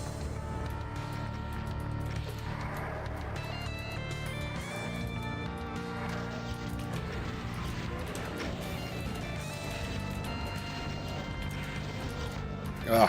Hate it when I keep turning like that when I'm using the BFG. Hey DG, welcome back. But it's especially good to get rid of the cybers, because once the Archviles start coming out, it becomes a little overwhelming. So I'm going to circle outside, make sure the cybers aren't here. Okay, I heard the masterminds, so that means the Archviles have appeared. Oop, there they are. And again, let's loop around, make sure no more cybers.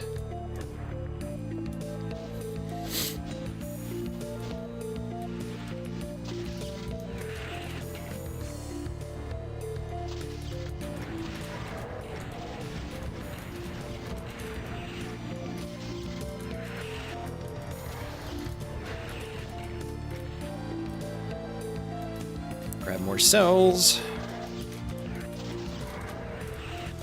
Might actually just let some of these... Oh, there. Nope. You're going. Okay, good.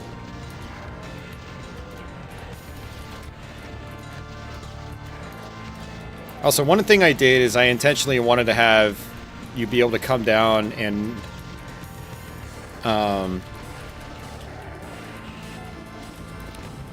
make it so the player can't just circle around the same spot of the arena over and over, like without having to go back up the stairs or down the stairs.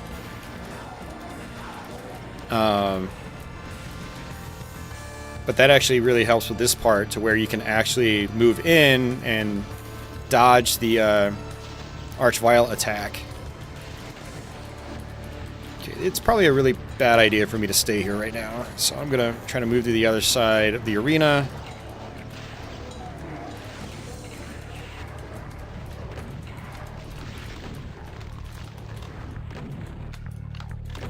Oh yeah, chain gunners. Forgot they exist. Ow.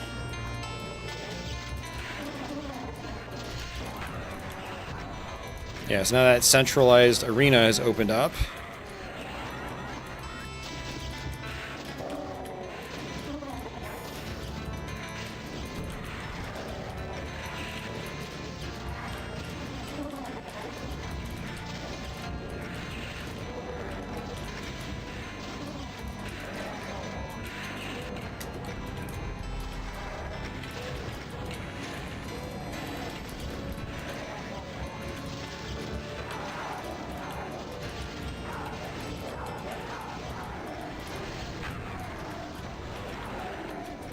Oh, that's really bad. Oh, crap. Okay. That was stupid. Stupid of me to do that. Really, it's not good to get super aggressive on my maps. Every time I have died on them, it's generally for me getting way too aggressive.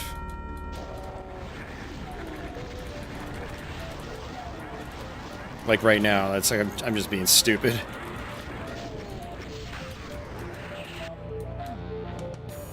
But I don't remember picking up a lot of megaspheres on the outer arena, so I can just go back and grab those.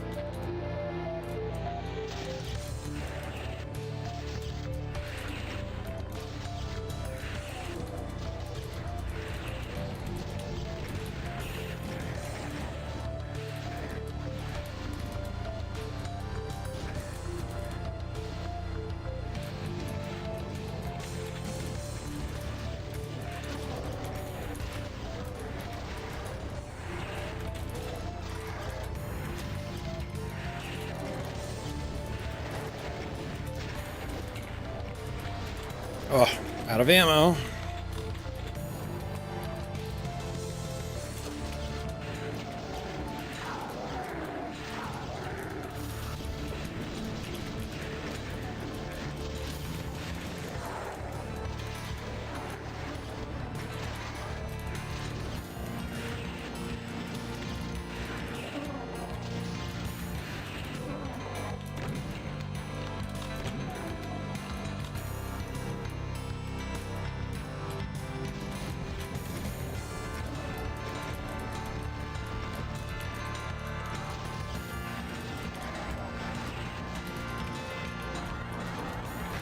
Yeah, so the center arena has 4 doors, and so enemies can just kind of run through them.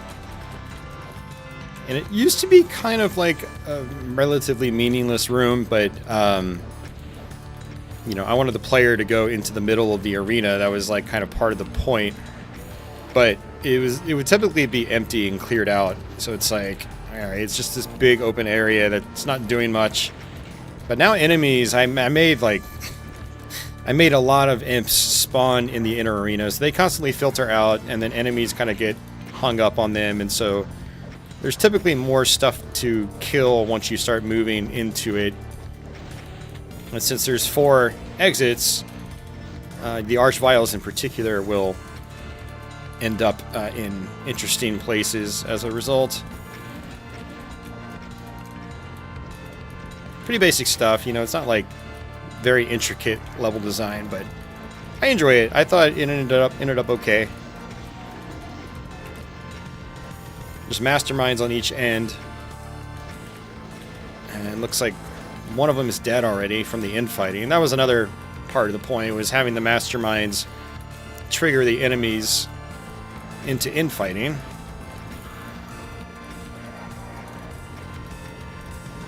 But they're also at about the same level as you, so I can just like sit back here and grind out on them.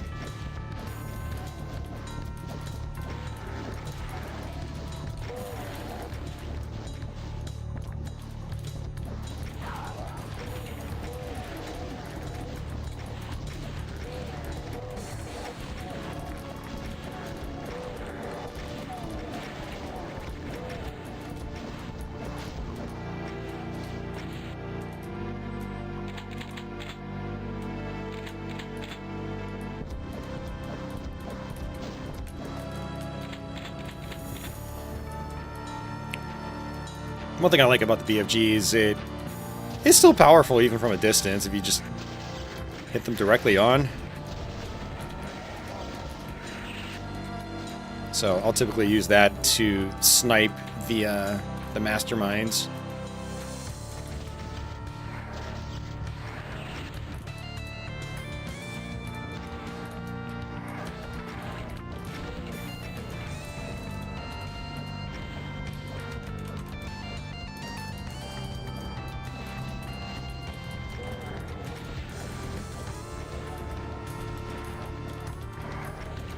There's a vial down there trying to work on the mastermind.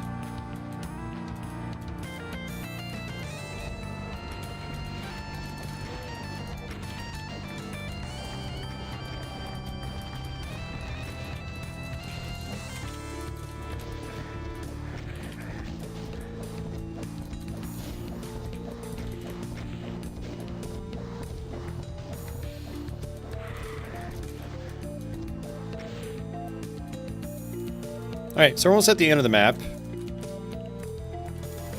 Now, if you're trying to get 100%... Whoa! There's another vial up there. If you're trying to get 100%, you really need to kind of take your time, because one of the issues with this type of setup is enemies will just end up in places you don't think they'd still be. Especially with the infighting that happens and how that works in Doom. A lot of times there's a lot of enemies still meandering on the outside area.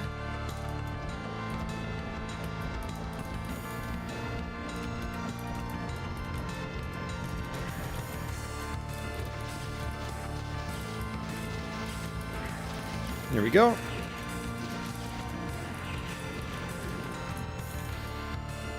Alright, we have switches. Technically, you could do an arch vial jump to the outer ring if you're just really trying to speedrun things. But yeah, it takes you to the outer ring, and then we can see the map from a different angle. Kill the enemies on the outside.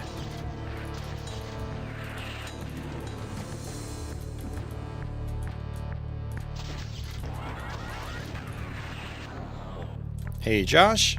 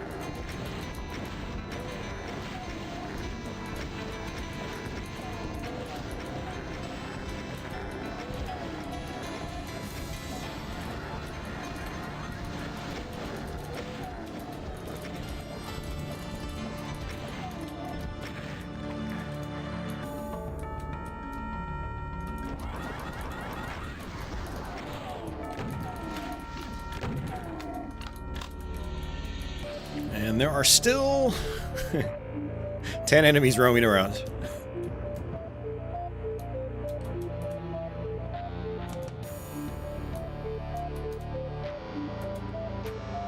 And that's fine. So that's it. Yeah, so that was map 5. And as you can see, I don't have any of the textures loaded into this new map. I don't do that until I'm done with the map and ready to, you know, have other people try to play it.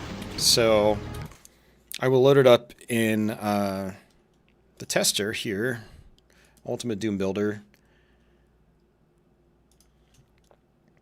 But yeah, you can see each map and how it looks from a mapping standpoint. That's map 2. And then that's map 3.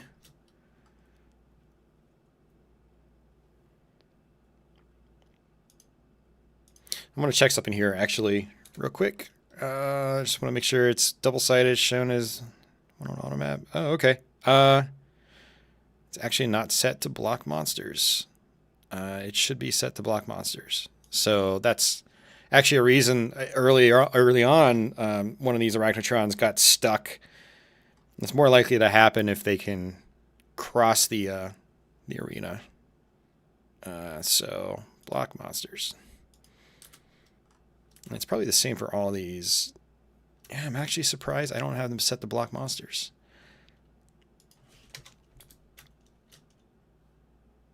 Yeah.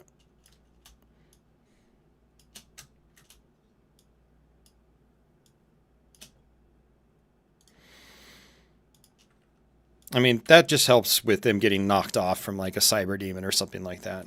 So I'll go ahead and save that. Actually, funny enough, I mentioned in the first map, I was like, oh, I wanted to actually remove some of the cacodemons. So I'll actually do that. I'll do, you know, I'm not going to, yeah, I'll just do like one row. That was probably, that was 5 for each one. So, you know, 40-ish cacodemons I just got rid of. They tend to be the enemies that are still lingering when you're done with the map. So, all right. But there's map 4. You can see how this is a pretty big arena, which is why it goes on for a lot longer. And actually, again, one thing I said I would do is probably get rid of some of these Hell Knights. So, like, just kind of go through and just wipe out a few here and there. Kind of like that. And, you know, some of these guys on those columns, get rid of them in the middle. 2, 3, 4. Oops.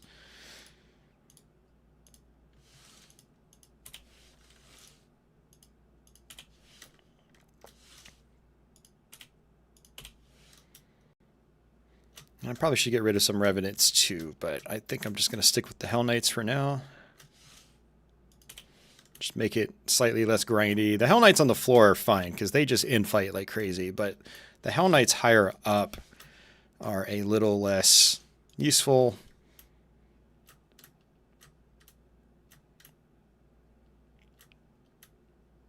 I think that's basically it.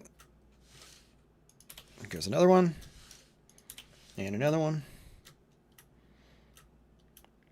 It's actually kind of fun to do these quick edits on stream since you guys actually, unless you watch me on Twitch, which is where I do, you know, all my Doom mapping. I typically will stream on Twitch while I do this. You don't get to see that part. So that's that. But again, there's a 3D viewer as well, real-time viewer. You can kind of see how things are assembled. That's the normal brightness level, and then you can max it out just so you can see everything as you're editing.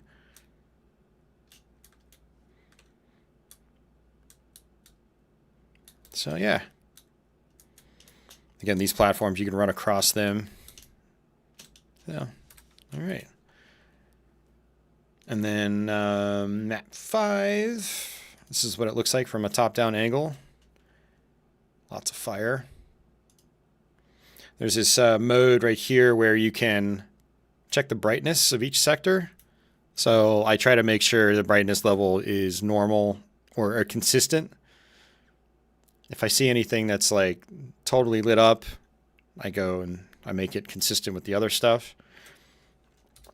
It's part of what I like about this process is making lighting effects. Like, so this is big structure, makes a shadow down, so it makes it more ambient.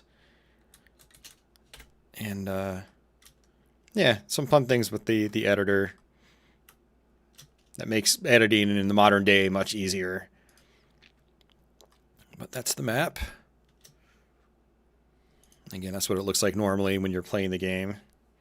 You can hide what appears on the maps, like all the monster closets. I don't think there was anything I wanted to change here. There's nothing I really noticed. Yeah. So map 6, the reason I was doing this is I'm working my way up to map 6, which is the current actual work in progress. This is it so far. It's just one long hallway. I made from the bottom until the middle circle, and then I basically just copied, pasted it, and flipped it. And then I added some boxes. I think, no, those are actually symmetrical as well. Yeah, so that made life easier. And I think what I'm going to do is have one long structure like this. You get to the end, teleport into another long structure that's maybe a slightly different shape, like a diamond or something. And then maybe do another one that's like, I don't know, a square or a circle or something like that to kind of go along with the copy paste aesthetic theming. So yeah, this is what I've got so far. So every map has a different color theme. So this one is like magenta, but the same type of blinky structures with scrolling textures. So I will show this one off real quick. There's not much to it. I'm still completely trying to figure out balancing and things like that. And this is going to load it into GZ Doom as well, as opposed to DSDA Doom. So the volume might be a little bit different. Yeah. I have to adjust my mouse.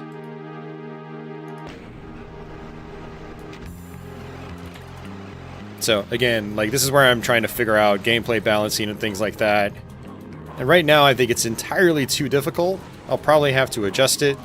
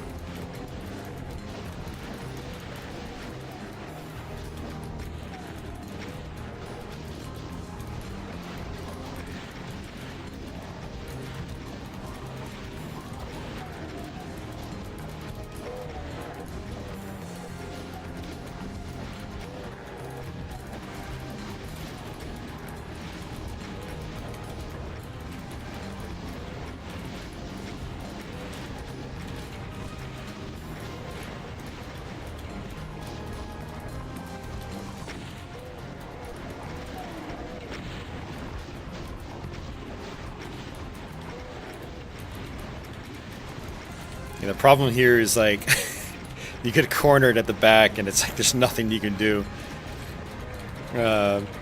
So this is where balancing comes in, and I'm like, I do like this intensity, but I'm also like, yeah, this is too much. There's not any way for me to like cut through, so it's just a wall. And I guess part of the idea was trying to have the infighting happen with the mancubi, but that's not really working right now. So one thing I thought to try was just getting rid of all of them on my way down.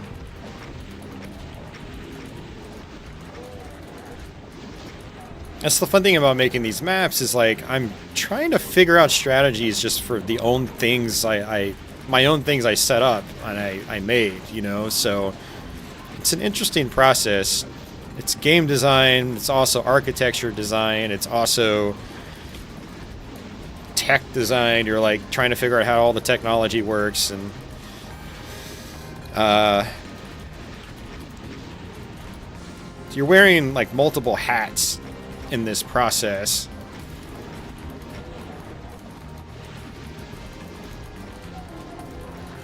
And Gary, how are you doing, man? I don't know if I actually said hello. My brain's not working these days.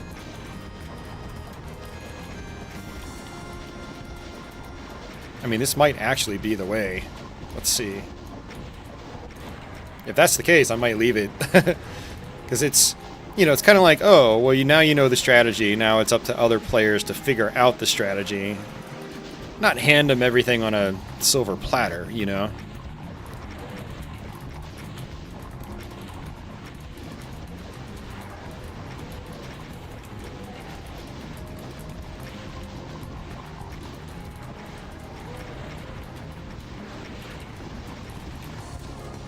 Oh, that hurts.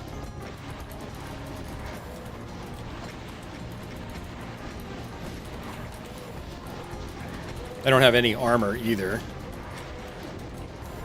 I guess you start on a megasphere, so that helps, but there's nothing else to pick up. Thought I had med kits laying around, but apparently not. It's just stim packs. Yeah, no, it's...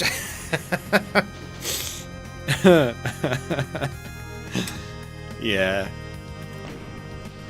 So yeah, like this map, I literally just started. I made the big rectangle, and then I, you know, I carved out these boxes.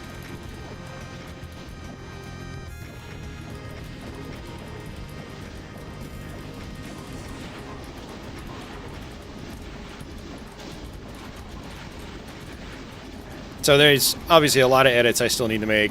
The original idea was to have cyber demons pop up in the middle, and they're triggered actually by this pathway right here, the blinky pink lights. So now they appear. So it used to be like, I don't know, like 6 cyber demons. It wasn't very fun. And I turned it into like 100 revenants instead. Actually, I think it was more than 6 cyber demons. It was probably like, not 16, but it was not an insignificant amount. But yeah, this is too many revenants.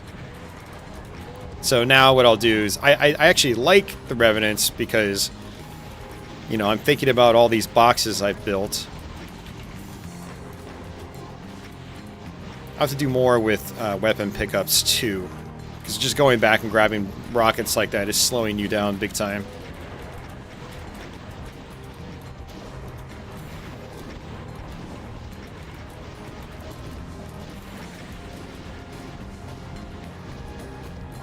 So I started making this map, I think 2 weeks ago, but I took a break. I think I went like a whole week without actually working on anything. And then last week, I think I only worked on it for a couple hours one night. So it's not like I spent a lot of time on this one yet. So it's in the very early stages. But I've got the music locked in. It's sad, depressing, like the other stuff by the same guy. And then, you know, scrolling textures, blinky lights, stuff like that. So that's kind of where we're at. I'll do one more attempt with running all the way down. All the Mancubi are set to ambush, which means they're not going to activate until like you get in their face. So starting some infighting is probably helpful. That was kind of part of the point of putting them in there to begin with. But it's pretty dangerous being down there.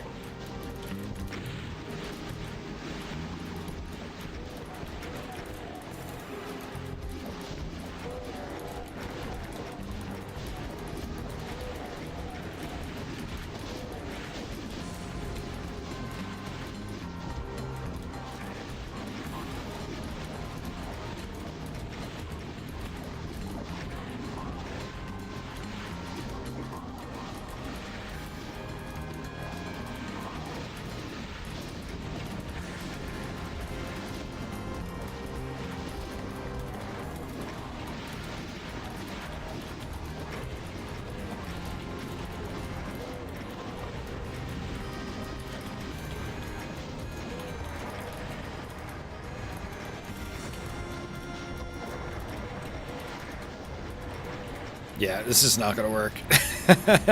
Yeah, some changes absolutely have to be made.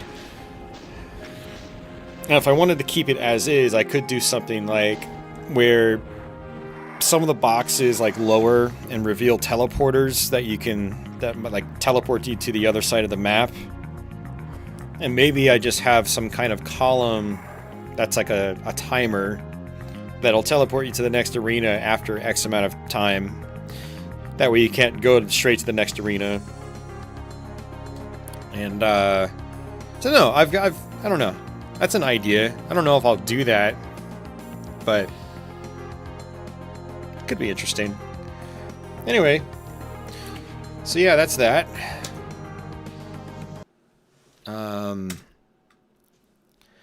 So yeah, that's the 6th map I'm working on. So that basically concludes all the things I'm working on. So I will show you Afflicted, the final version that I uploaded to id Games. I think that's it. Should be it. Let's see.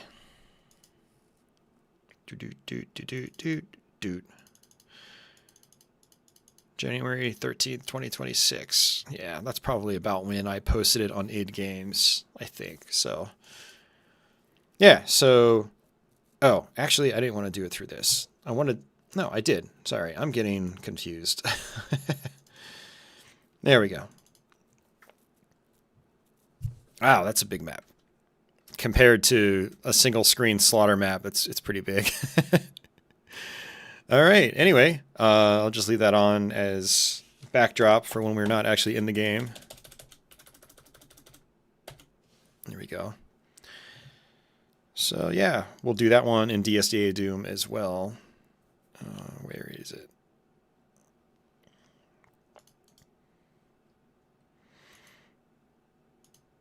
Yeah, and this is to show you guys that the difficulty has changed on the easier levels. So if you struggled with this, download the updated version, play demo compatibility, it works. Play the lower difficulties to get your feet wet before trying ultraviolence.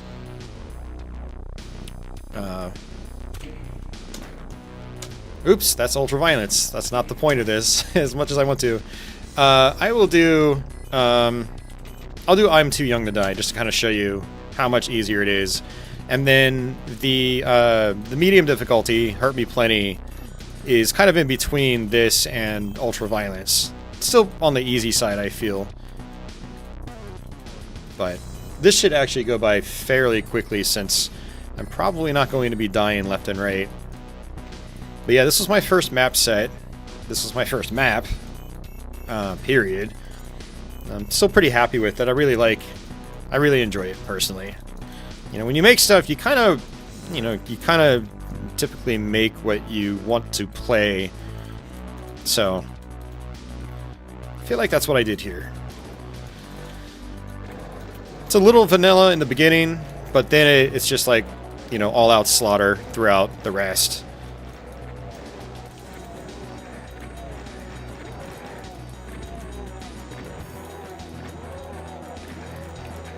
And actually, this beginning part, I don't think there's many less enemies, because I don't think it's all that difficult. The people that complained about the difficulty, not complained, but, you know, mentioned that it was really tough for them. That's one of the things I did. I actually widened this switch, so that secret switch is easier to shoot. People didn't really complain in terms of difficulty about the beginning, so I didn't really change the beginning very much. Still tons of enemies.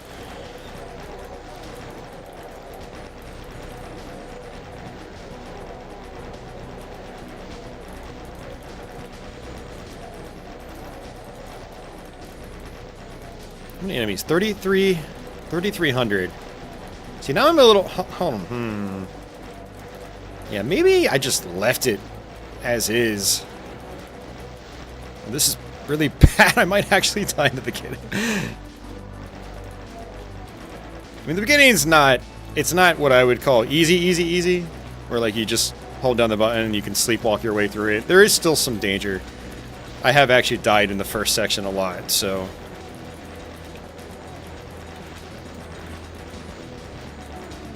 Nice, Gary. Hell yeah, man. You played this last weekend? Awesome.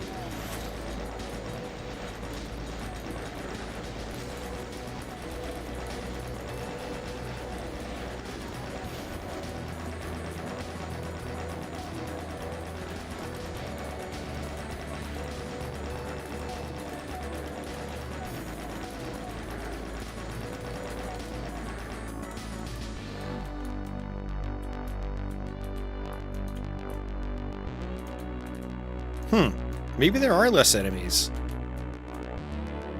Because generally I would still be murdering stuff while the walls, these timed walls. Okay. Yeah, okay. So generally these walls are up well before, like, I finished completing this crowd.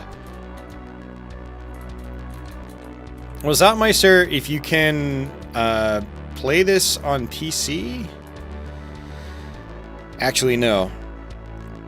The PC, not PC, if you play... Ah, man, yeah, you don't do just, like, straight PC stuff generally, like source ports. You do, I should say open source ports. You do the Bethesda port, which this is on there, but it's an older version, and it's way... Yeah, there's no difficulty levels implemented on the older one.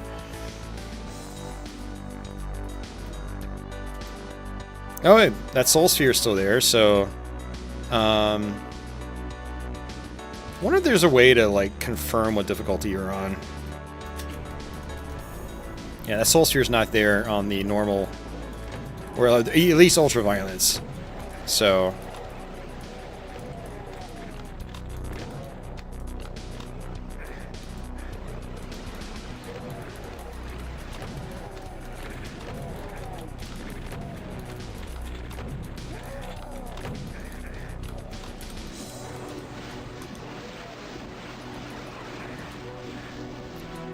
What are the UZ Doom profiles, Gary? I haven't messed around with anything like that, and I haven't even downloaded UZ Doom yet. I still have my older versions of GZ Doom, and then DSDA Doom.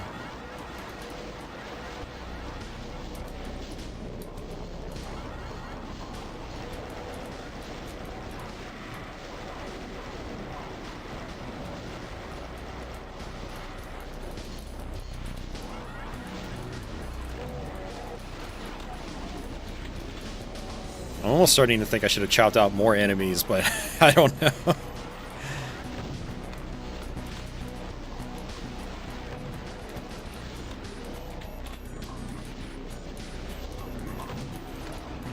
I'm not gonna lie, part of the reason I'm doing this is just to pad out the stream time. I'm like, you know, it's still early, I'm gonna be up late tonight.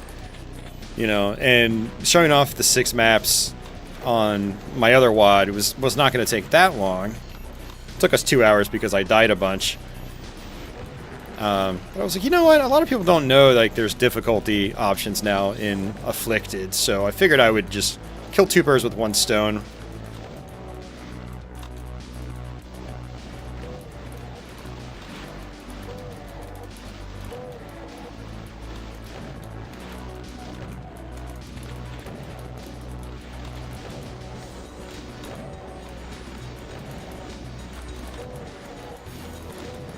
Yeah, each fight in the beginning was basically like, alright, here's a new weapon. Now do a fight that's kind of based around that weapon. You know, so this is just try to get infighting going, use super shotgun, a little bit of chain gun if you want, but it's pretty basic stuff. The next fight will be rocket launcher and plasma gun. And then the, where everything kind of crescendos into madness, you get the BFG. And on Ultraviolence, it's pretty crazy. It's basically where, like, everybody gets hung up. Unless you're, like, a pretty experienced player that mostly just plays Slaughter. If you're, like, an experienced Slaughter player, you're really good at Slaughter maps, you'll, I think, rip through it without too much trouble. But, a lot of people aren't that deeply experienced with Slaughter. They've maybe played a couple maps, or maybe even a couple joke maps like nuts.wad, but they haven't really played like a lot of the stuff out there, especially some of the modern stuff. And so, you know, some of the later fights in this WAD can be pretty intense for people that aren't used to that sort of thing. It's so weird coming back to this because, like, this looks very vanilla, but it's still Slaughter gameplay, and it's still using Doom 2 textures. Whereas the other maps I made are just, like, very, how do I put it? A little abstract and arcadey because of all the blinkiness.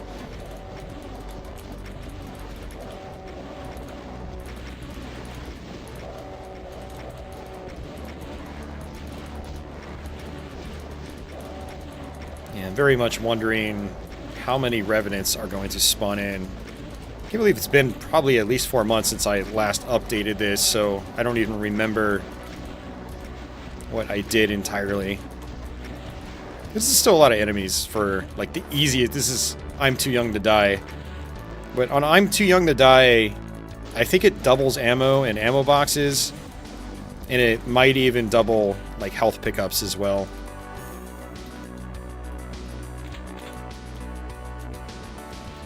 We got a red key up there. Oh, yeah! I added invulnerability. Okay, yeah, that's not there on Ultraviolence.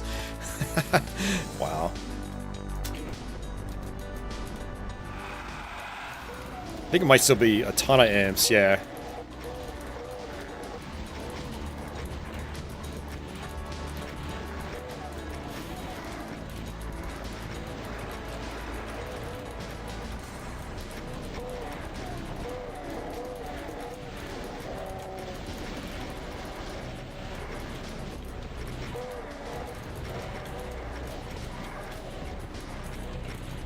Yeah, man, I may not have even lowered the enemy count that much overall.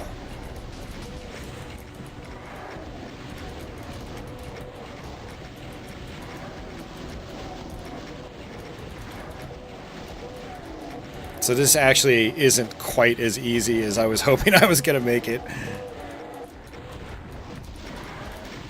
Like, I probably should have changed out all those Revenants just for, like, Hell Knights or something. That probably would have been the better choice. And had I had the hindsight from working on my next map set before I, like, finalized this one, I may have actually done something like that. But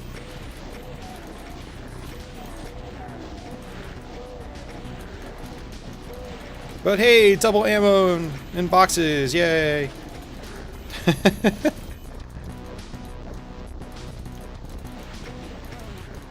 Well, Talus, it is a slaughter map. It's meant to be hard, regardless of difficulty. But yeah, now that I've balanced the other maps, my newer maps better, I'm looking at this being like, ugh. I wish I had balanced this better before I put it on the id Games portal. Although honestly, I don't know if it really matters that much. Like, Nick told me, like, don't make any more changes to this, just leave it as is, because then people won't want to make demos of it if you keep updating it and making changes. And he's absolutely right, but it's also like, well, nobody's playing it to begin with, so does anybody even know it exists for it to really matter that much? So, yeah, I don't know. Oh no, this is gonna be different. Okay, there is still a cyber. What the hell? I still have a cyber demon here? I figured I would have made it just like a Mancubus or something.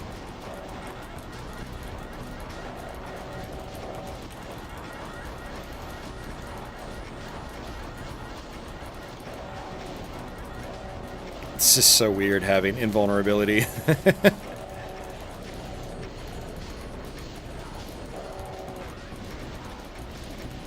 Yeah, see, I guess that's how I made this easier in a lot of places where instead of really reducing enemy counts and stuff, and I may have, it's you know, adding things like invulnerability spheres where there are none on higher difficulties.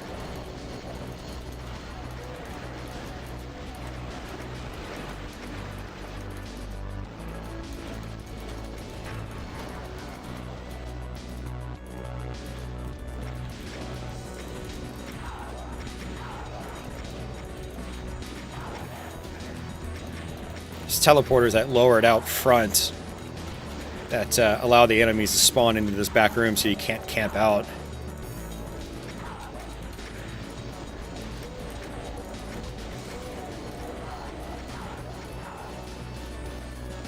Or I should say, it's a lot harder to camp out.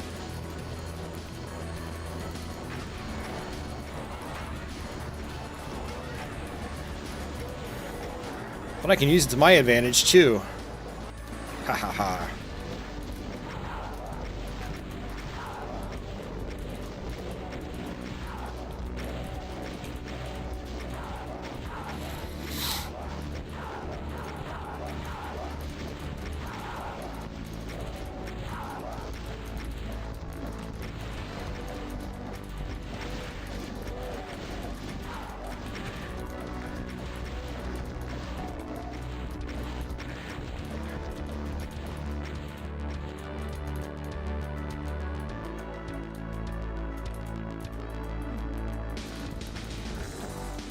Alright, so that's that.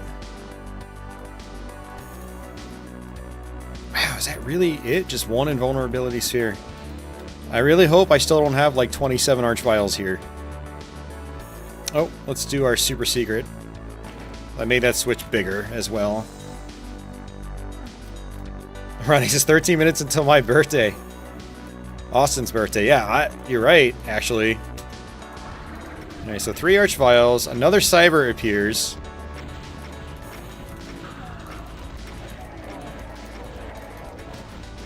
Now I'm wondering if this is even right. Like, this is not... This is definitely too much. What the hell? I might have to, like, double check which WAD I actually uploaded. Yeah, no, this is... Something's wrong.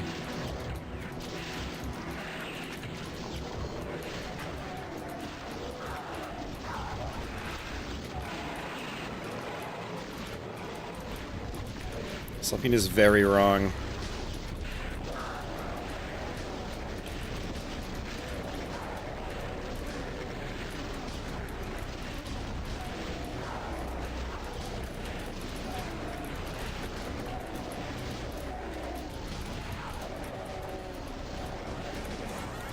Oh god, that was scary. I was almost dead.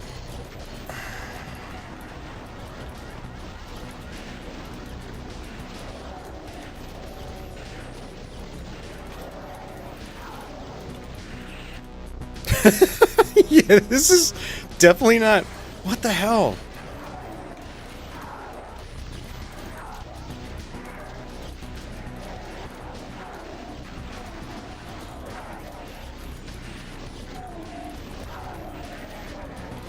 I was gonna say, that enemy count looked suspiciously high when I looked at it.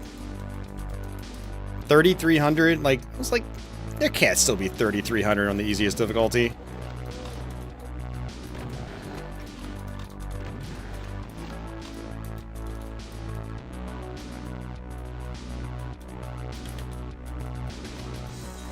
I mean, I have killed everything. I don't even have invincibility, so... Jeez. So much for difficulty levels. Oh, that would be hilarious, Ronnie. Something tells me John doesn't have time for difficult slaughter WADs. But it would actually be really awesome to get his commentary on, like, my first map set. He'd probably be like, damn, that's not bad, man. Not to sound like stuck up, but it's kind of like, yeah. I've enjoyed the compliments I've gotten on it. People are like, what the fuck? This is this first guy's map? Oh yeah, I just added invulnerability spheres. I'm a dingbat, man. Is that really all I did? Fudge.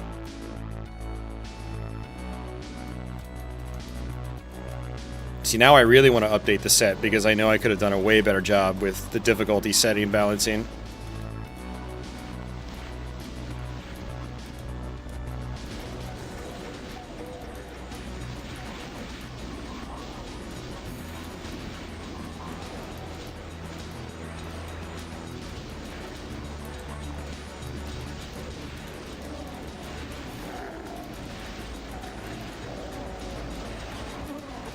I feel like I did more to the other maps. I'm going to take a look at them before I actually go and play them. I am pretty sure I did. But this map is like, I didn't do anything. I just added some power-ups and that was it.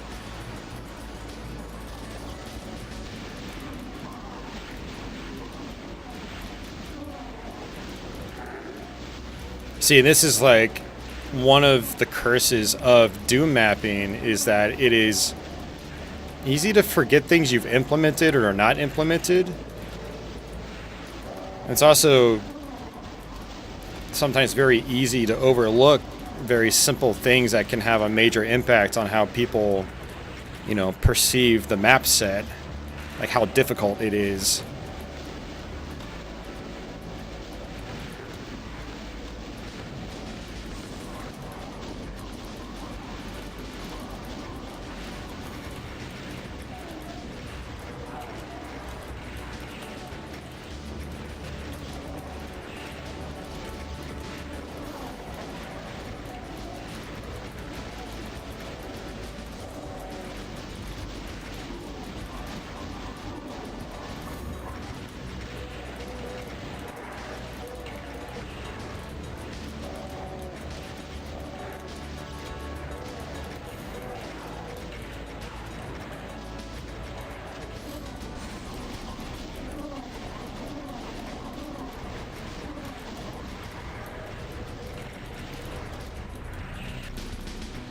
I can't take a lot of credit for my first map set though, because I had a lot of really good help.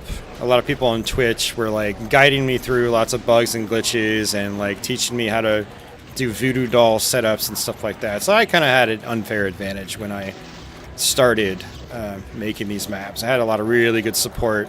So even with my second map set, I ran into a lot of issues and some people helped me out.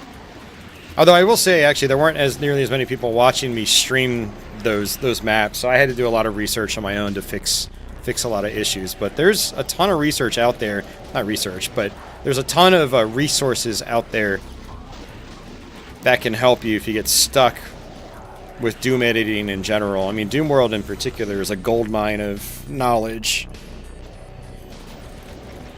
There's a ton of trial and error to get things right, and yeah.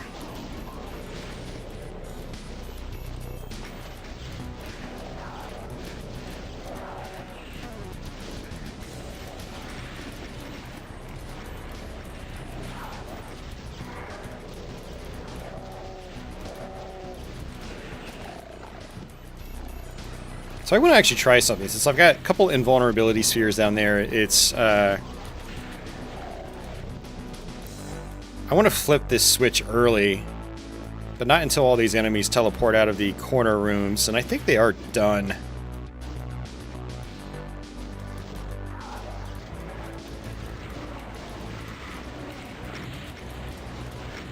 If I don't kill myself in the process, jeez.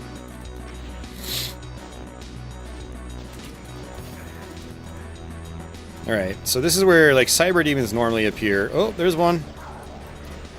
There's two. There's three. So I still have... God, I thought I, like, reduced the amount of cybers.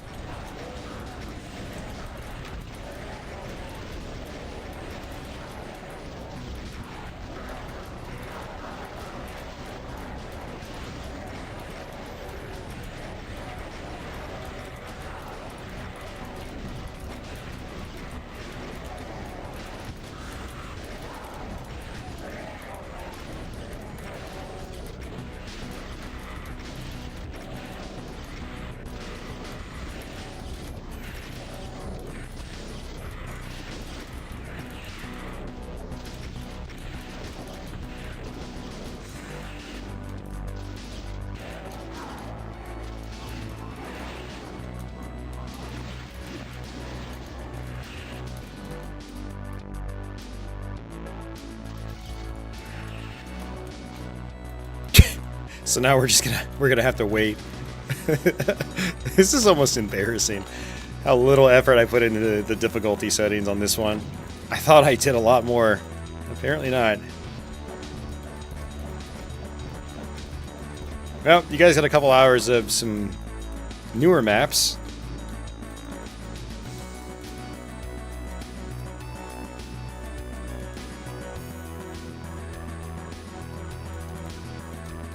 Oh, and I did not... Oh, I didn't do the super secret. There's 3 switches you have to hit. But I'm going to clip through it just so I can show you. I don't have a back texture. That's funny. It's not necessary. Okay, so this one. Boom. So now that will open up a super secret room at the end. I have a super secret on every map. You know what I'm going to use this part of the stream for is to have an excuse of showing off map 4, which I don't think I showed off on my map 3 Let's Play. Yeah, so this map is pretty... this fight, I should say, is pretty insane because... you got 4 cybers roaming around, but then, like, probably like 20 archviles spawn in from the middle. And it gets very, very difficult. You have to keep moving and try to take them out one by one, slowly. Not getting too aggressive. I actually made these fat columns because of the amount of archviles, because it was like, these smaller columns are good, but... And actually, I think I even made them a little bit bigger than they initially were. But I needed to have the player getting some breathing room here and there, like sit behind this fat column and take a breather for a quick second. Let's see, have they come down yet? They have. Seriously? Really? That does... What? That does the player no good. I'm just gonna leave them as if I'm like trolling the player. Okay. Wow. Alright. That's pretty funny. I really was not thinking about how I was difficulty adjusting this map. But yeah, that was the very first night I learned how to use Doom Builder. It took me like 5 hours to make that one stupid room. So yeah, huge learning process. That was after the first, second night maybe, third night. No, actually it was probably longer than that, yeah. Anyway.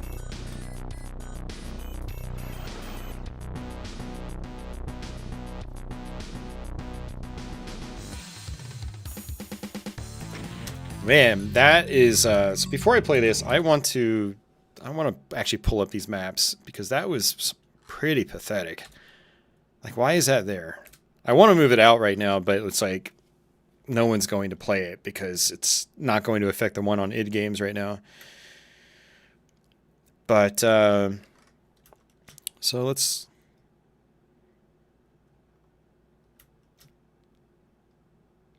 You can hover your mouse over items, and it tells you what difficulty level they're on.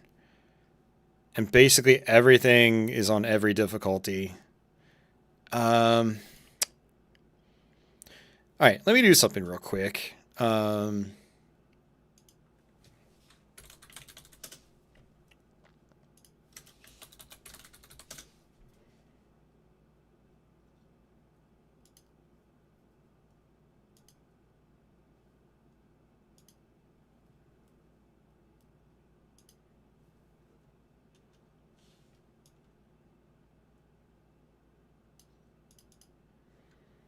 Let's see.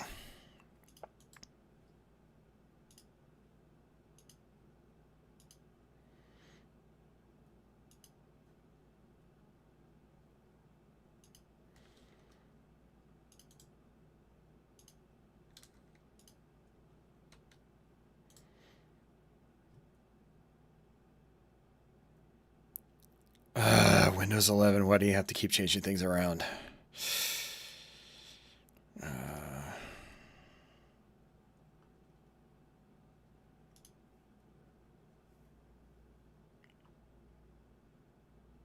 Oh, you know what?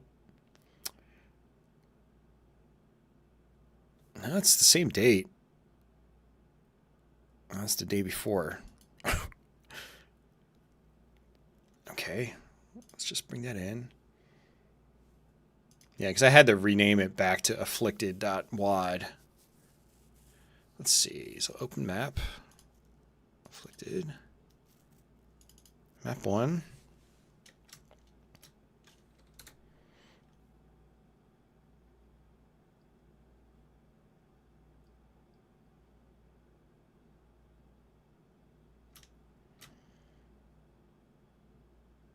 Yeah, are you serious? This is the one that's available on the id Games portal. I thought I changed this stuff though. Like I thought I did. Like the updated power-ups are still here. Invulnerability in this room, only on easy and medium. Wow,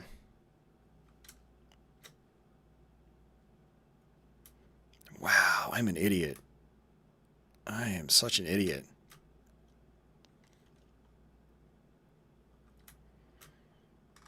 Yeah, invuln's right there, which is dumb, on easy and medium. Invulnerability spheres in the beginning here, only on easy and medium. But, okay. Yeah, that was really dumb of me to put these behind this wall. I think the idea was these were going to help me on the final fight. But the final fight is... it's a long fight, so these doors don't come down until very late into the fight. So that was kind of sloppy. That was very sloppy. That was really, really dumb. Okay, let me pull up map 2 now. I mean, I might even just cut the stream short because I don't need to play through these maps again. I have Let's Plays of them already. But let's see. Yes, okay, I actually did some better balancing on this map. That's what I thought. Okay. Yeah, so like right here, instead of having cybers appear on certain parts, you have barons. Okay, yeah, this is actually changed. All right, so let's go ahead. We'll go ahead and play that.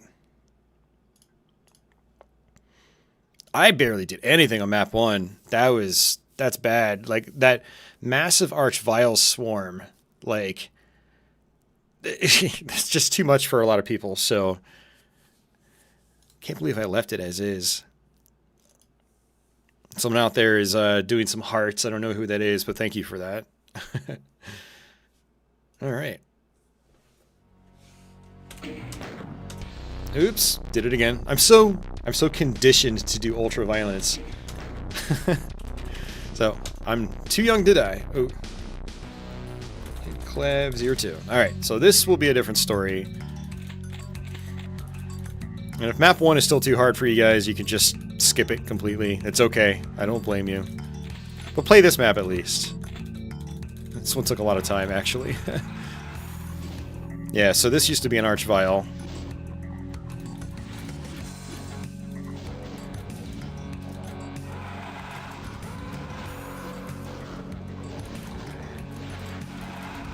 I wonder what else has changed.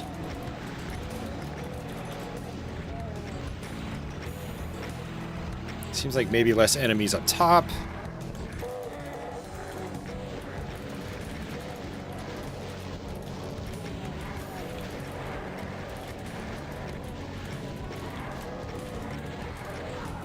I'm gonna actually start that over.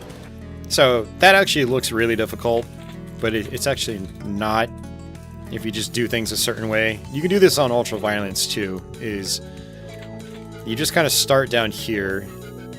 You let the enemies do their thing.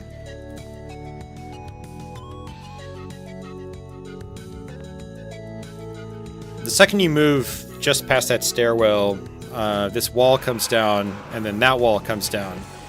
And then you have enemies at all sides. But if you trigger the enemies, you can just make the first batch start to spawn in. You can just take them out from down here.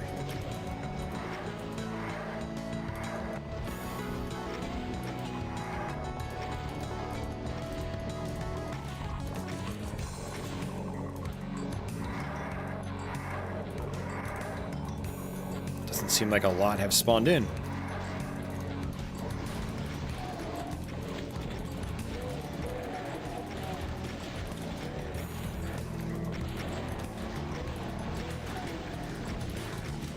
Yeah, I think there's less imps in that cage. There's usually like double layers of them.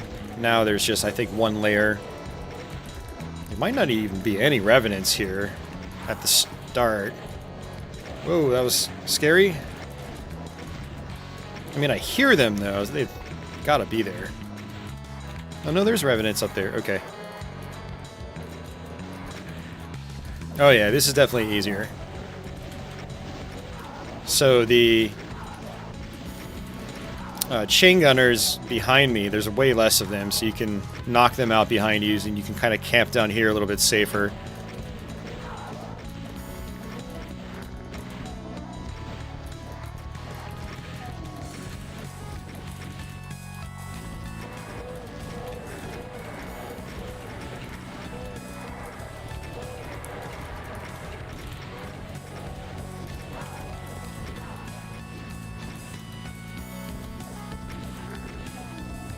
So, on Ultraviolence, Archviles pop out of this cubby. Now I'm wondering what's going to happen with that. It's like I should have all this stuff memorized, but I've been working on the other maps so much that I've completely forgotten the difficulty level changes I made here.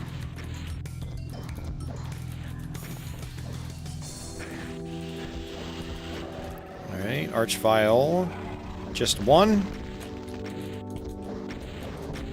Okay, so that's reasonable on the easiest difficulty.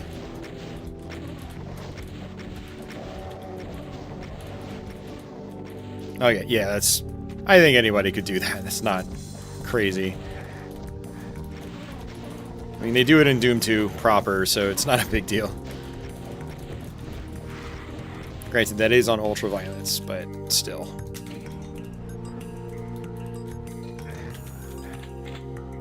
Alright, elevator fight.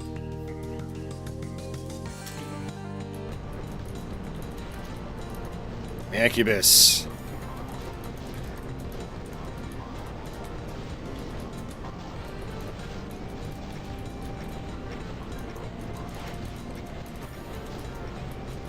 Yes, normally those are two cyber demons.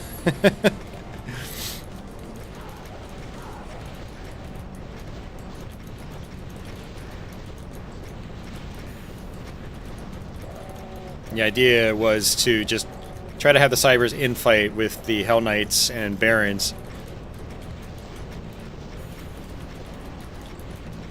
So this doesn't actually feel as good to me, because generally you're always eyeing the cybers. Oh, you gotta be kidding me. Okay, that threw me off. Ooh, still some Archviles. Okay, that's still not easy.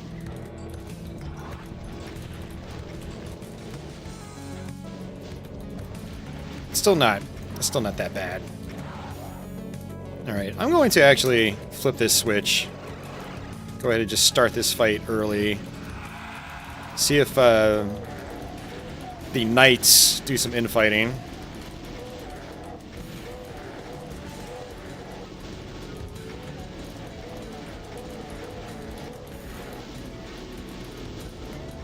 Invulnerability sphere now. That wasn't there before.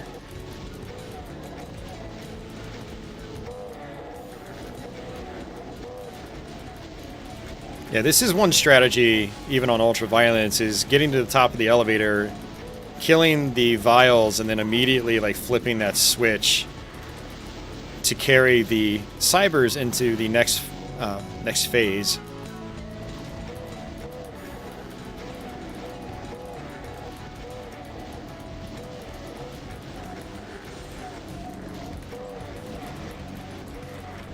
Yeah, there's less pain elementals now.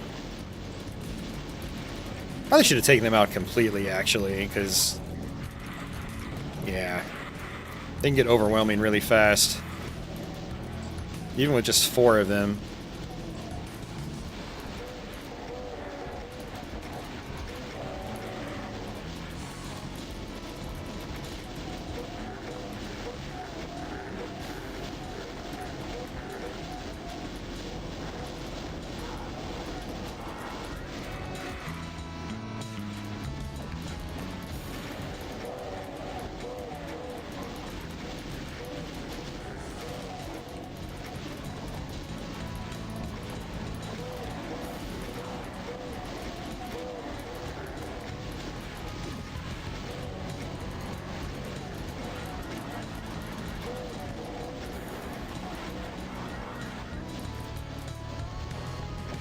Yeah, still a decent amount of mid-tier enemies now. Oh yeah, I think there's definitely less, though.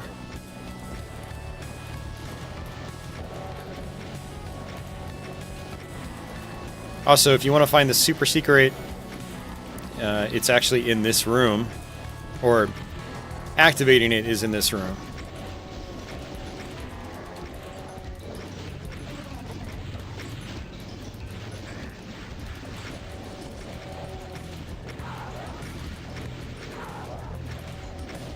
Zero Archviles so far in this part. That's interesting.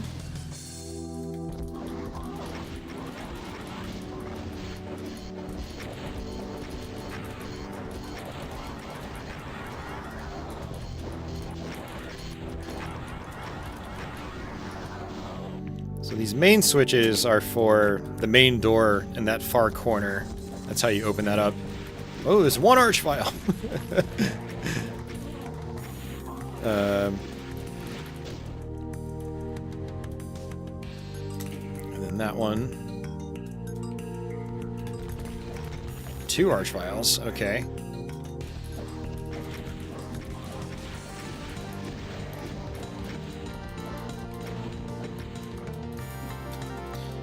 Okay, so there's a switch in there that has to, you know, the wall in front of it has to be lowered.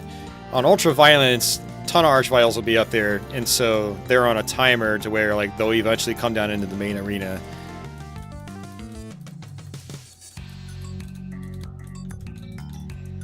Deli says earlier today he was playing Maps of Chaos Overkill with his Project Brutality and Corruption cards. That was fun. Interesting.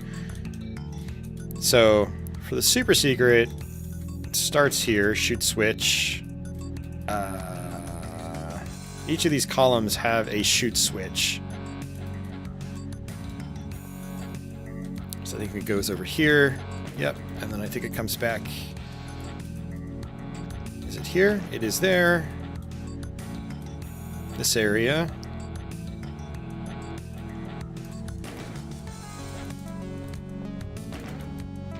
And all the way back.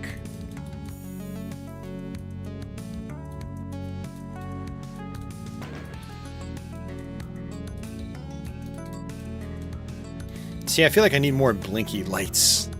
I miss my blinky lights. I should have made those blink. I don't know if I could have without screwing everything up. The way lifts work is odd with standard Doom or Boom. And so part of the reason this elevator is set up the way it is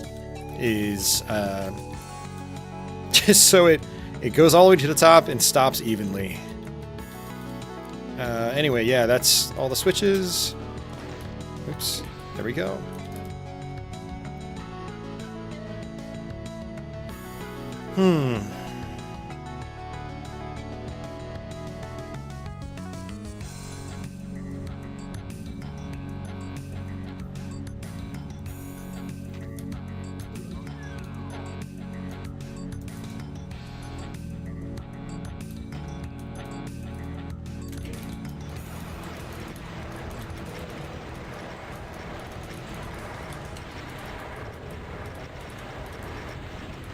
I wonder how much easier this fight is, because this is a brutal fight for a lot of people.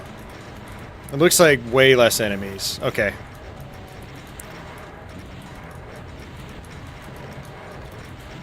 You know what's funny? I don't think I play tested these maps on the easier difficulties. I did play test them on my new map set, so had I play tested them, I would have definitely changed things around, I think. But I was like, I don't want to spend much time on it, because it's meant to be played on Ultraviolence anyway.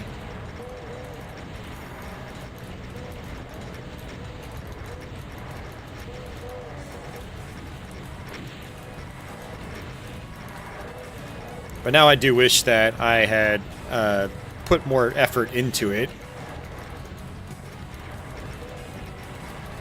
Especially for, like, the console versions. There's a lot of... You know, I think this has actually gotten more plays on, like, the Bethesda Night Dive port. And so, you know, having the console players have easier options would have been pretty handy, I think.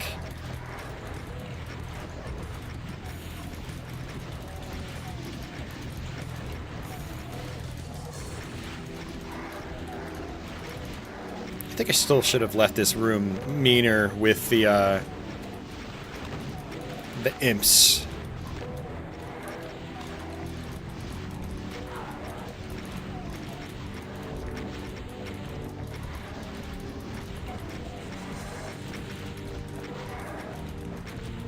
But I had a couple complaints saying it was too intense, too RNG heavy.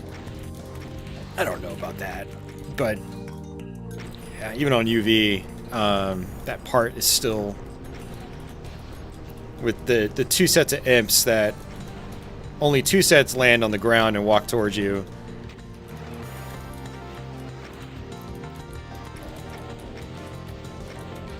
So it's just Barons now. Now I'm going to be waiting.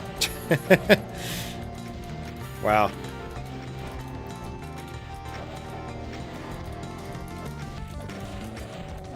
This is probably also why some slaughter mappers don't bother with difficulty levels, because it's just too much of a pain in the ass. I think it's easier with like really arcadey slaughter, but like this section is very heavily time-based with how like the different phases work. You can't really adjust that on the lower difficulties. It's like now I'm just waiting. And it's this one that lowers, I believe. What I probably should have done is actually kept more of the Revenants. Because if you're just constantly circle strafing, you're never going to actually get hit by them. So that would have been a fair compromise. And then I still have something to shoot at right now, at least.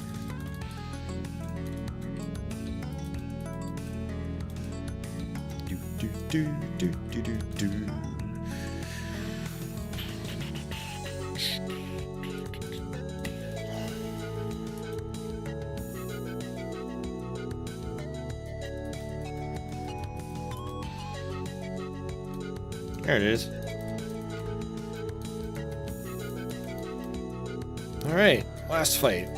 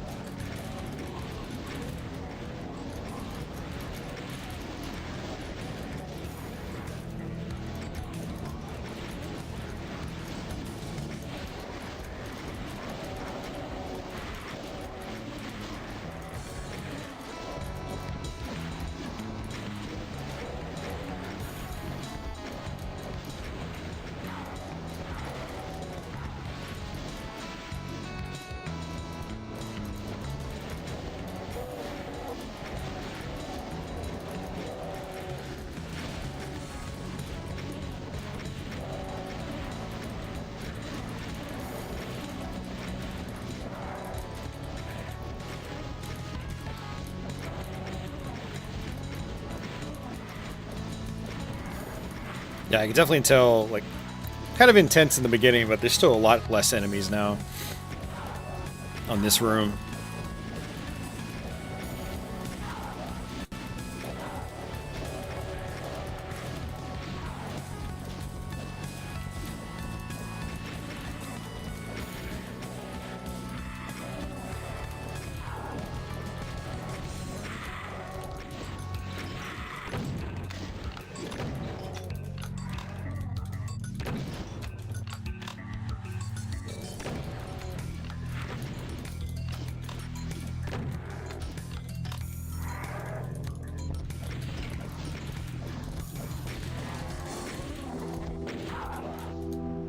Alright, let's see what happens.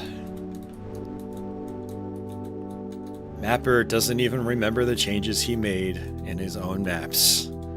That sounds pathetic. Okay, we still got Archviles.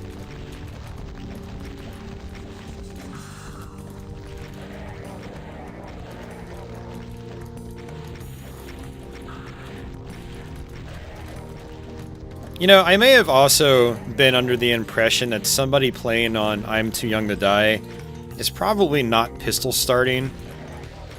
You know, if you're going to play in the easiest difficulty, you're probably not going to pistol start. You probably don't even know what a pistol start is if you're playing on that difficulty level. That's just kind of my mindset with Doom. So maybe that's why I just left some of the beefier enemies in there, because, like, you got the BFG, it's way easier. You know, you don't have to just rock it all day long. Yeah, the problem though is like all these timers are set for ultra violence.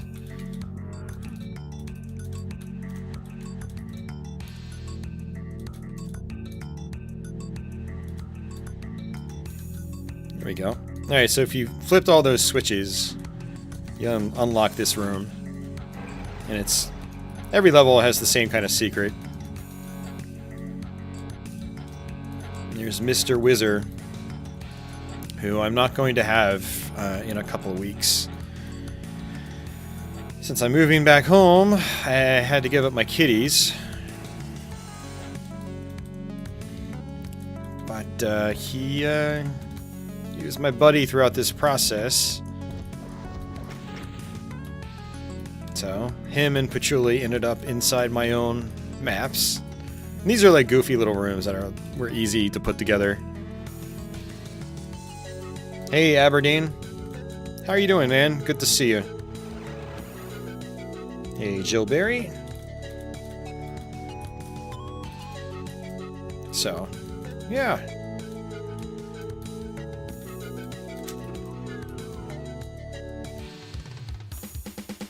Yeah, there's definitely still some parts there where I would have done things different had I actually play tested the damn thing.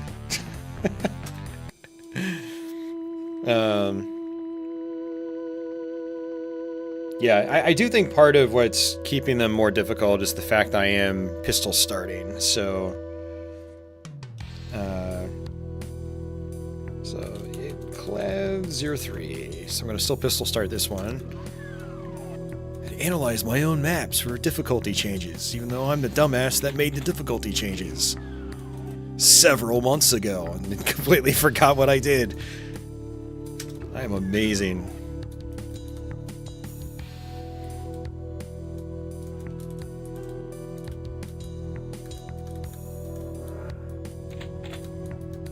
I wonder if there's any archviles here. Nope, it's Barrens. Okay, that's good. That's definitely easier. This map can be a good kick in the nuts if you haven't played it before. I got so mad when I was making this map, playtesting it. Oh man, I was like, I think pounding my desk.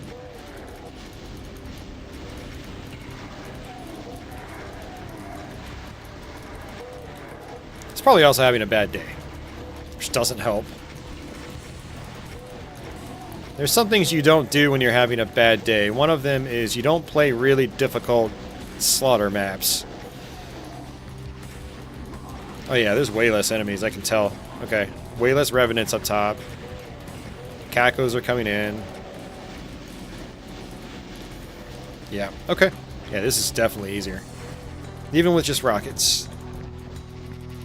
Aberdeen asks, how am I doing? I'm alive. That's what I'll say.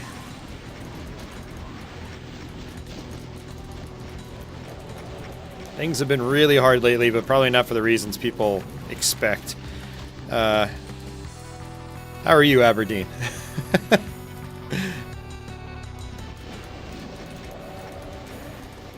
Glad to be able to do something here. I've downsized much of what I own, but my main workstation desktop is still set up in my old game room, and I don't have any of my consoles hooked up right now, or upscaler for that matter, so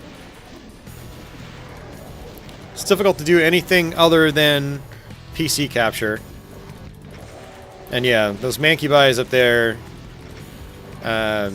those used to be cyber demons. Ooh, those are all barons now. So threatening. Okay, yeah, this is legit way easier. Unlike map 1. Holy crap. I mean, there's still a lot of enemies, like, but anybody should be able to rocket a bunch of imps.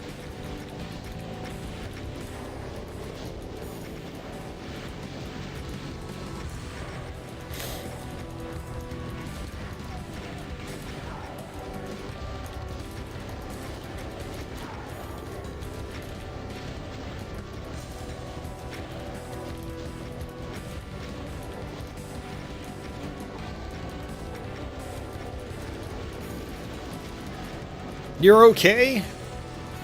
Just okay? I hope that's like a positive okay. I want to see you guys out there doing well. Especially my regulars. My longtime regulars.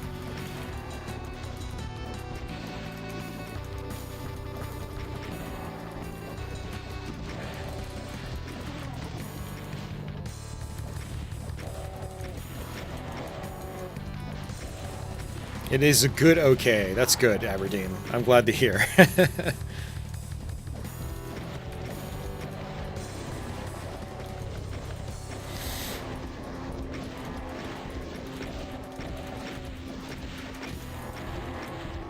All right. Yeah, that was a lot easier. Let's see what I did here. We get cocky and not quick save. Seems like only 2 vials. Wait, why was he able to run down? That should block monsters. That's pretty funny. Okay, 3 vials. Now this next switch is not timed, so I can just run in and activate the next phase.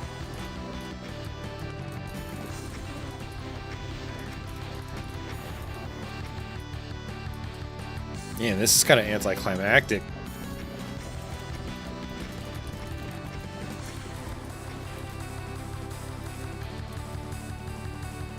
It almost feels like it's too easy after the first fight. Holy crap.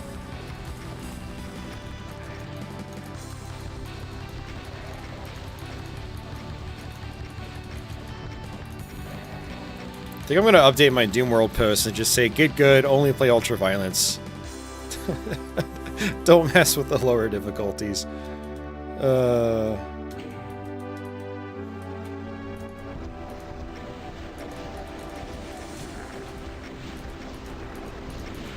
Yep, more make you buy. Well, I'm glad I made you happy, Aberdeen. I'll try to do another stream or so, or 2, before I leave this apartment, and then at that point it becomes difficult to stream because I don't know how my living situation is going to work out. I'm moving back home with Mom, so it's been a very long transition, very time consuming, downsizing most of what I own, and like even today, I had to deal with 2 people buying stuff off me from Facebook Marketplace. And then I had to take more stuff over to Mom's. But, still have my desktop set up. Oh man.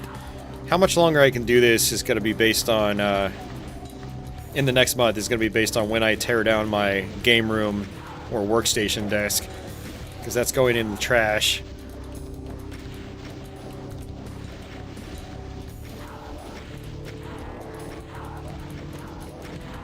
Yeah, I'll try to squeeze one more in. I know it's been a while. Have picked up some PC games on Steam recently, so that could be fun. Maybe do Killing Time on PC, Killing Time Remastered. Got the 3DO conversion on it, so maybe I could do that, do the 3DO conversion. I wanted to do the updated remastered 3DO conversion, but I got lost in it, and so that's probably not going to happen. But yeah, maybe I could do the original 3DO port to it. That could be cool.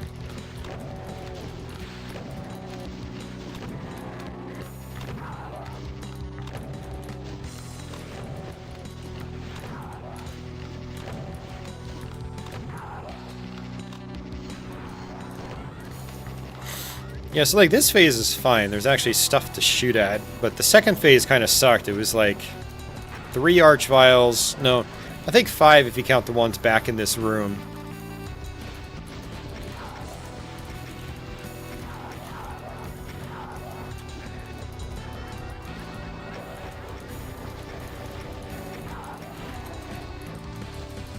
I mean, at least that phase, it's not like you have to wait for a wall to drop, so I guess it's not that big of a deal.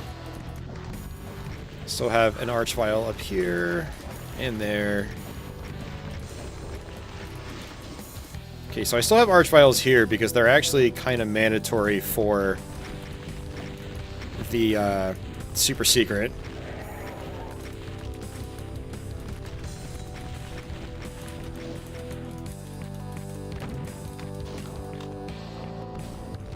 Want to kill the right one. Okay.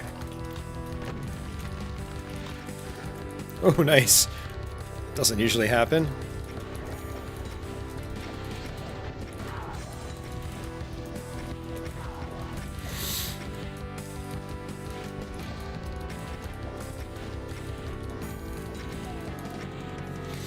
I did very like light texture layering.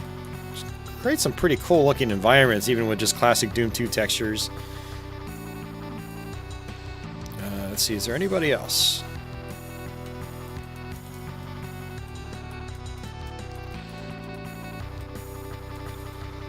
Alright, so you have to actually arch vial boost here. Ooh, just like that.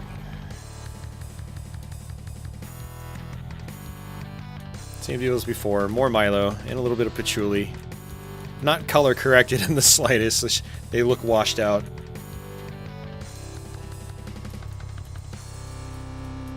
That was the first day, the day I adopted Milo. That picture. And this was about a year ago.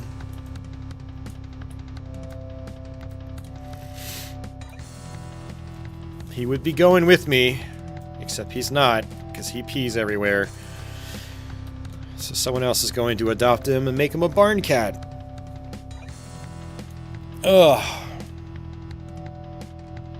Anyway.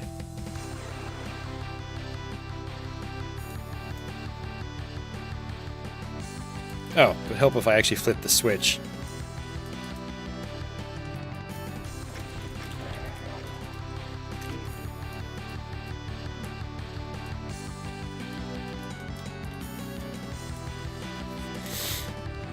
The cats are Aberdeen. They are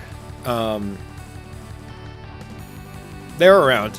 Like I said, Milo's going to be adopted by a guy, and he lives nearby. He's got a plot of land with a barn, and so Milo's going to live in the barn and get to go outside too. So he'll have more freedom than he does now. Patchouli has had a journey. I haven't told anybody except for people in person.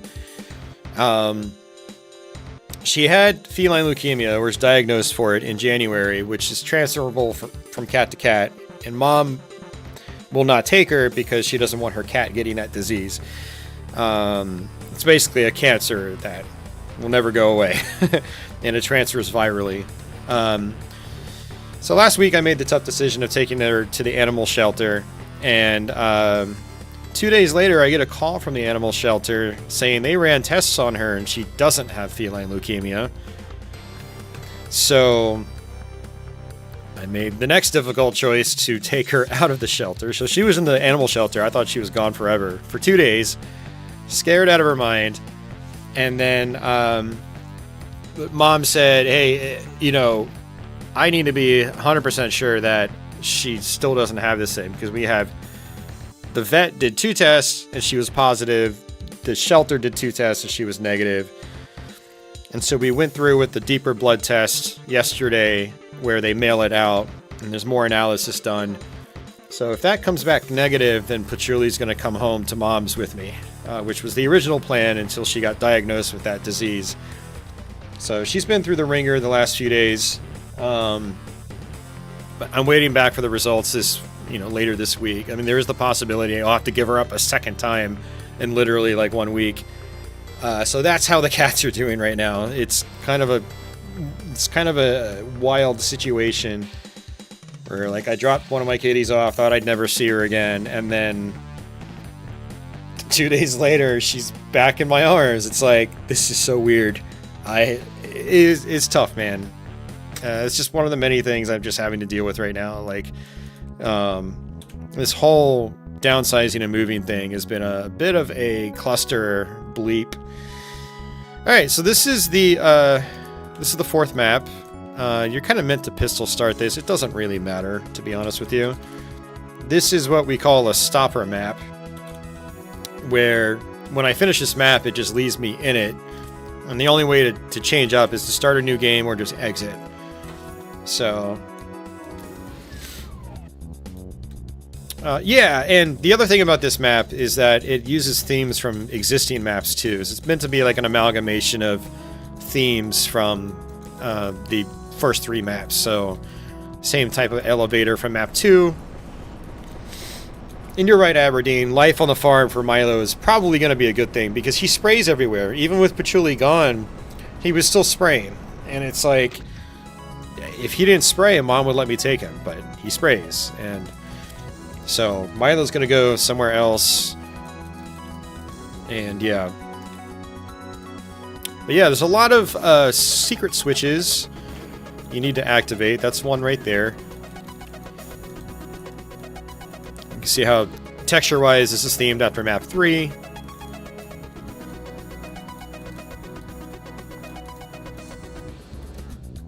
The elevator is map 2, basically. There's a bunch of secrets.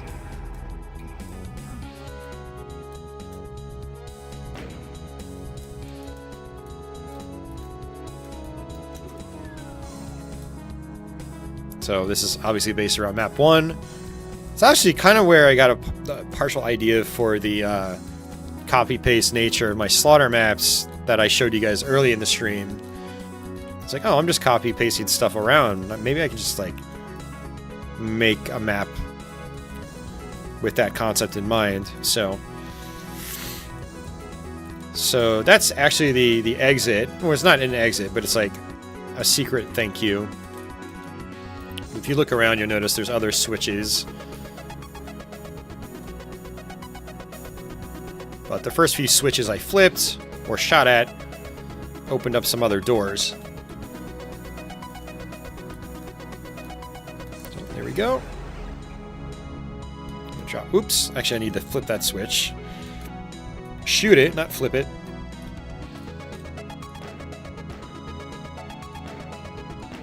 There we go.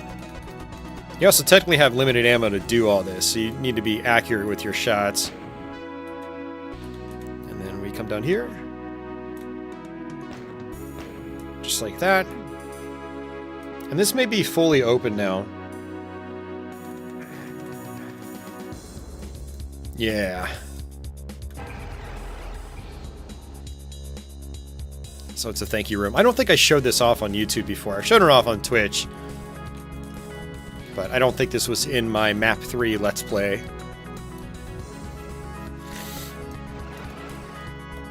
Hey, Flutterbad, how are you doing, man? Yeah, I would appreciate that.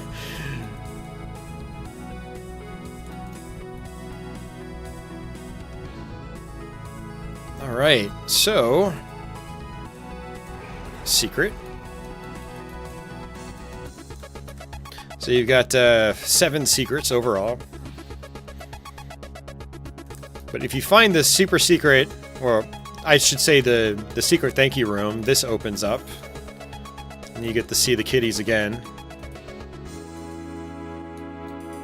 That was a couple years ago.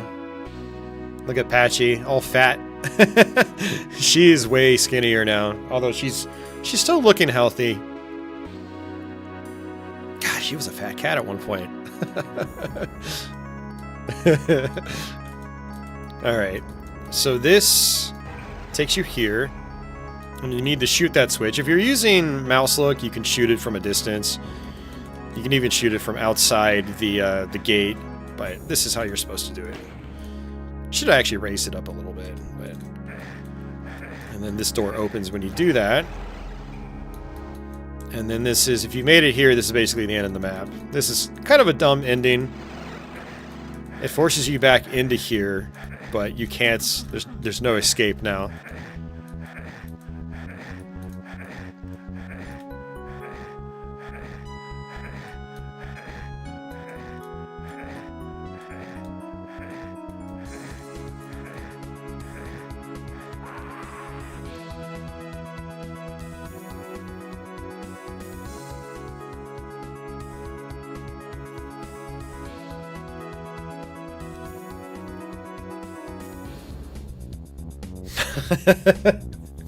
And that's the super secret exit.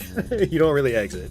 That's it. This is what stopper maps do. It's like, you're still in the game. You're not going to be forwarded into a Doom 2 level. So it's either start a new game or quit. But if I id-clev to map 5, you'll notice it puts me right into Doom 2 proper, like this. So,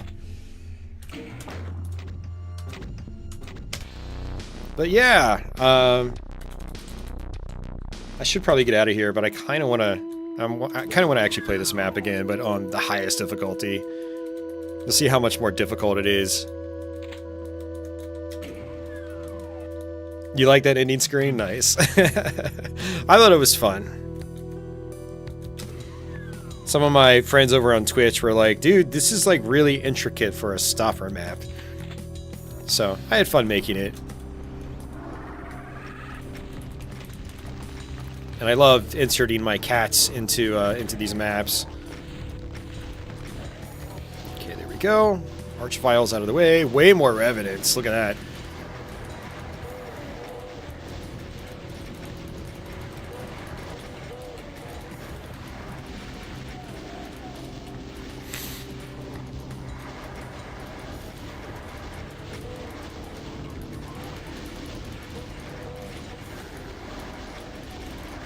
Oh, crap. Okay.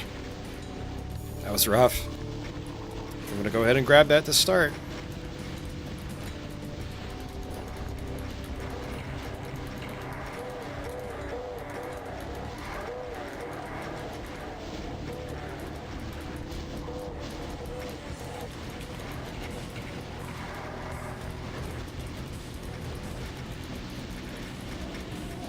Alright, the cybers have appeared.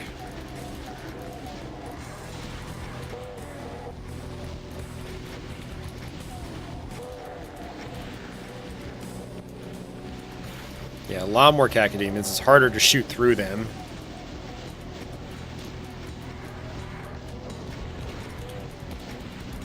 Now you have to be in constant motion because of the cyber demons. They will snipe you. That's actually what made this map so frustrating when I was working on it. Was that I was just getting nailed by cybers in all the craziest ways.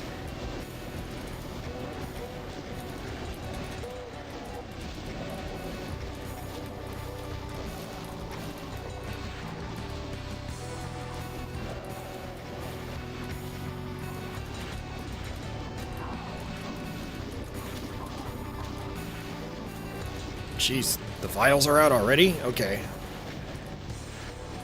It's faster than I remembered.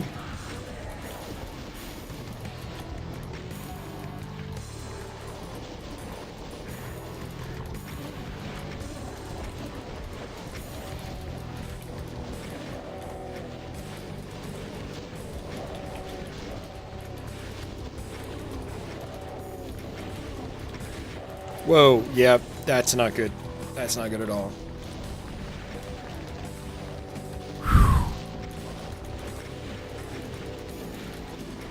You see how this is way more intense. This was the intended difficulty. This is what I wanted. But you can see it's also not what I would call easy. And you have to really think on your feet. There aren't really any easy strategies on these maps.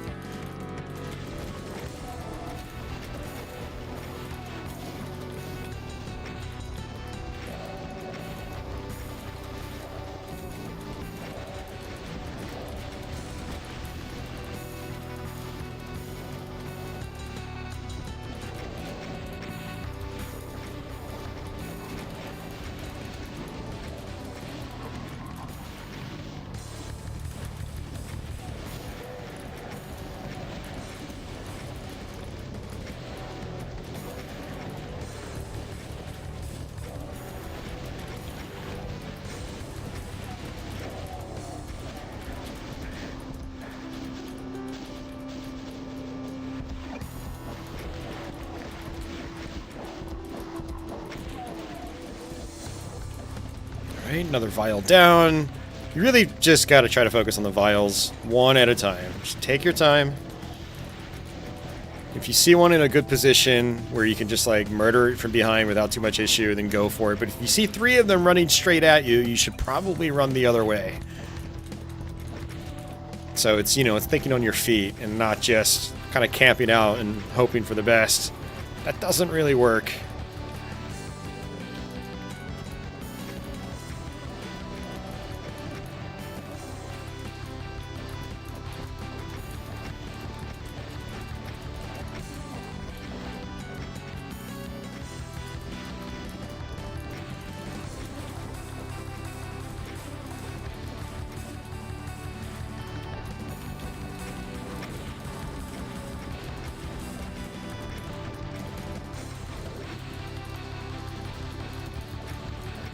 Alright, I guess I'm not going to save it. I don't have any armor refills. Oh, I didn't pick up that mega. Okay, good. Alright, I'll try to do this without saving. This could very well be a mistake.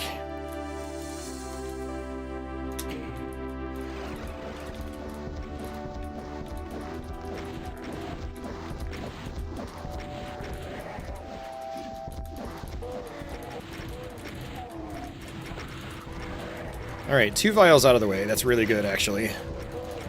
It makes it so I can kind of sit around this area, be a little bit safer. And I killed that vial up top. That's also really good. So I can kind of focus on these ones.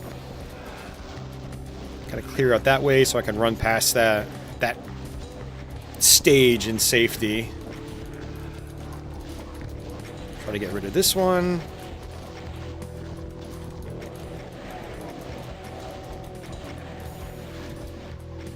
You know, this might also be the GZ Doom versus DSDA Doom difference. Where I noticed the vials were dying a lot easier in DSDA Doom in my other slaughter maps. And that could be very well happening here too.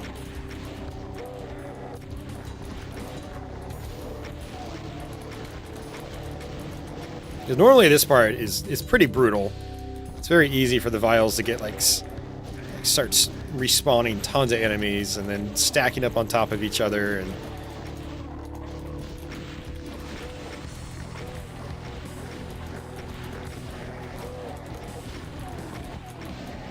all right, taking them down one by one.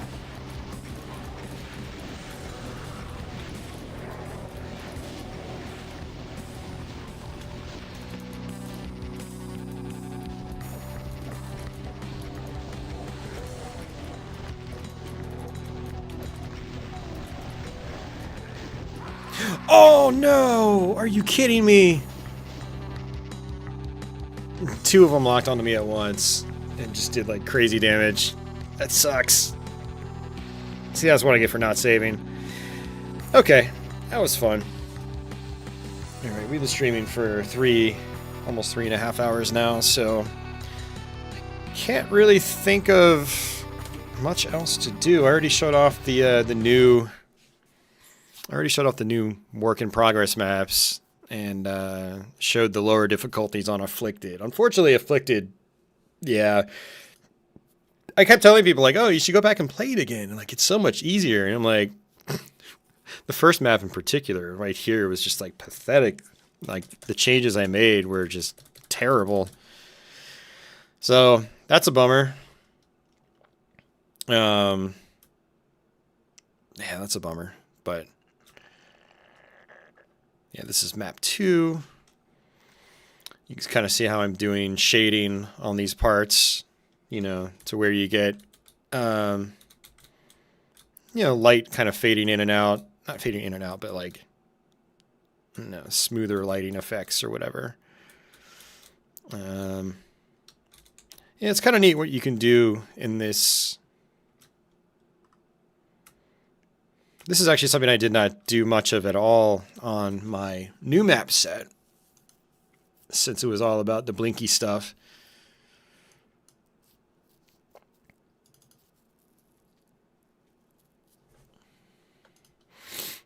A little bit of shading here and there, but a lot of parts of the map are the same brightness level. All the colors that match are at the same brightness level. So this is brightness level 144 out of like 256 or something like that. All the way down to 0, 0 being the darkest. Like, now I made that pitch black. No, I didn't. So, but yeah. For those of you guys just joining in, yeah, you missed me playing through these maps, these new ones I made, and but yeah, that's it, guys. I don't really know what else to do or say. I actually. I did make a couple other things, actually. Let's see.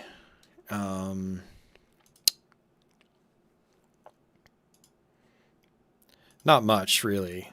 I don't think it's this one.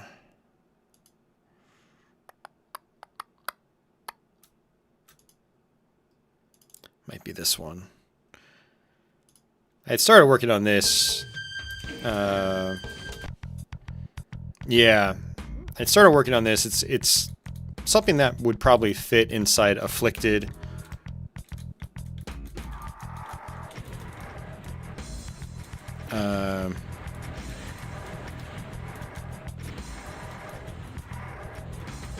Okay, that's weird.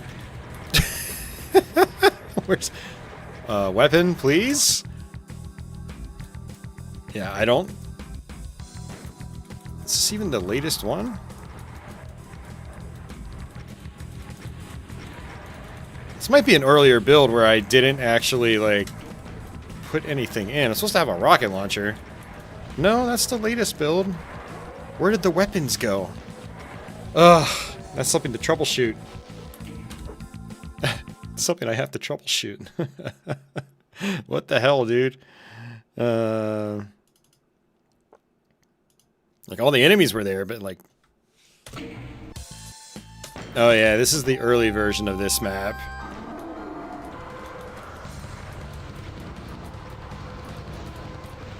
But it runs, you can see how it runs like garbage in GZ Doom. It runs really badly.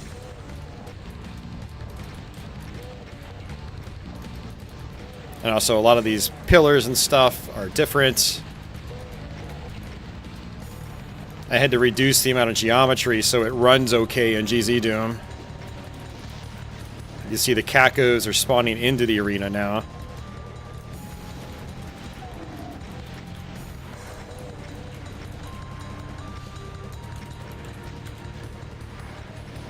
So we look at the map and zoom in.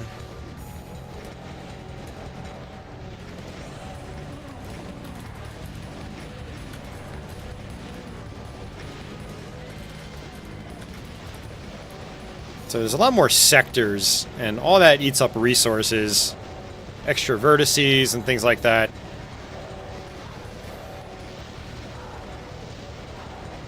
And that just bogs everything down.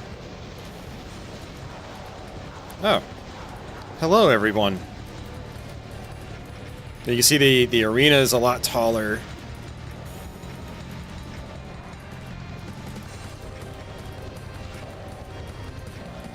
For anyone joining in just now, you can skip to the beginning of the stream when it's up, so you can see the most recent version of this map. It's one thing I like about... a lot of times what I do is I'll save extra copies. Nope, yep, Cybers just spawned into the arena. I'll save other copies just to have backups. And what that also allows me to do is go back and try older versions of what I was working on. I do prefer the architecture in this first one because it's a little more complex.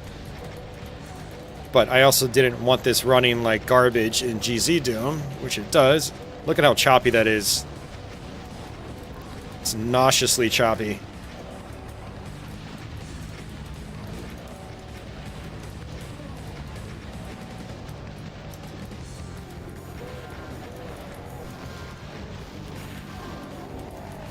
That's right, I'm on God mode. Oops. It was on easy mode. Why implement difficulty levels when people can just cheat?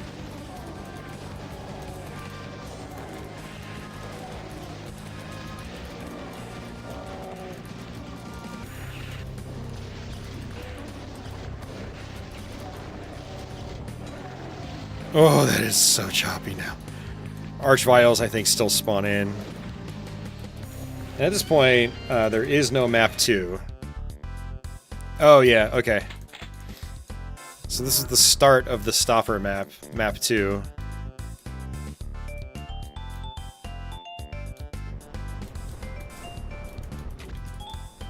Well, actually, this is a little bit farther in. I hadn't imported the textures yet because I wasn't done, but I was using Louis G's goofy music.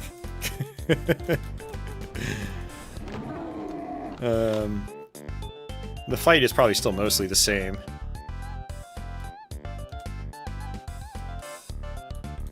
Yeah, and there's nothing for map 3. Yeah, nothing for map 3. Yeah, so that's, I mean, those are most of the things I've been working on. I did actually, I took my laptop to my friend's arcade a few weeks ago, and I started working on this one. And there's not really anything here. I just spent some time just making like the structure. That's it. Yeah, it took me a couple hours. Not even. It's just like, I don't know. It's whatever. I haven't implemented anything else, but yeah, sometimes you just you kind of get bored and you're just like, let me just draw some sectors and stuff like that. Don't save that.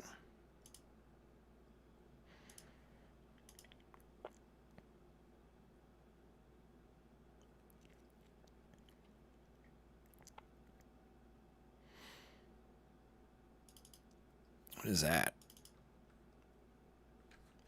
Oh yeah, I remember what I was trying to do here. I was trying to get like columns raising and lowering randomly with a voodoo doll closet. Which basically, a voodoo doll closet is like, you know, how Doom recognizes certain actions is like your character moves across a line def.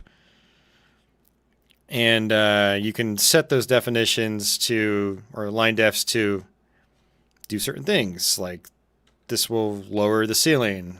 This one probably raises the ceiling. I don't know. And you can do this thing where it's called like scrolling floors.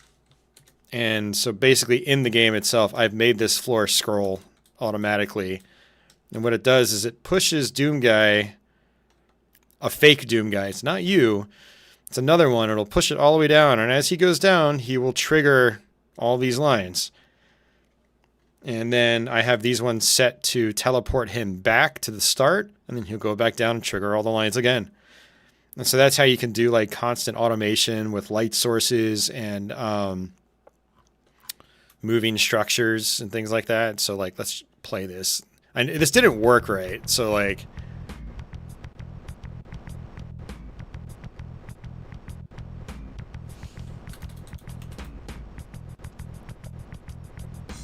so what I wanted is to time it to where like they go all the way down and then they come back up and go all the way back up and then do like a mix of stuff. I was just like goofing around on Twitch one night.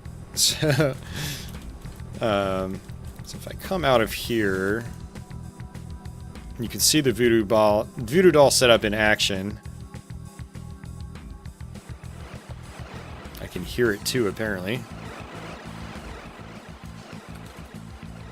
There we go.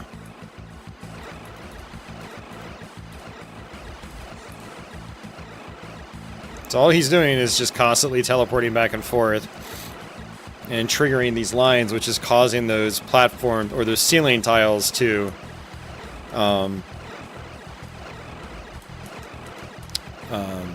move down, then move back up. So it's just kind of fun. The second IDDT will let me see the actual object.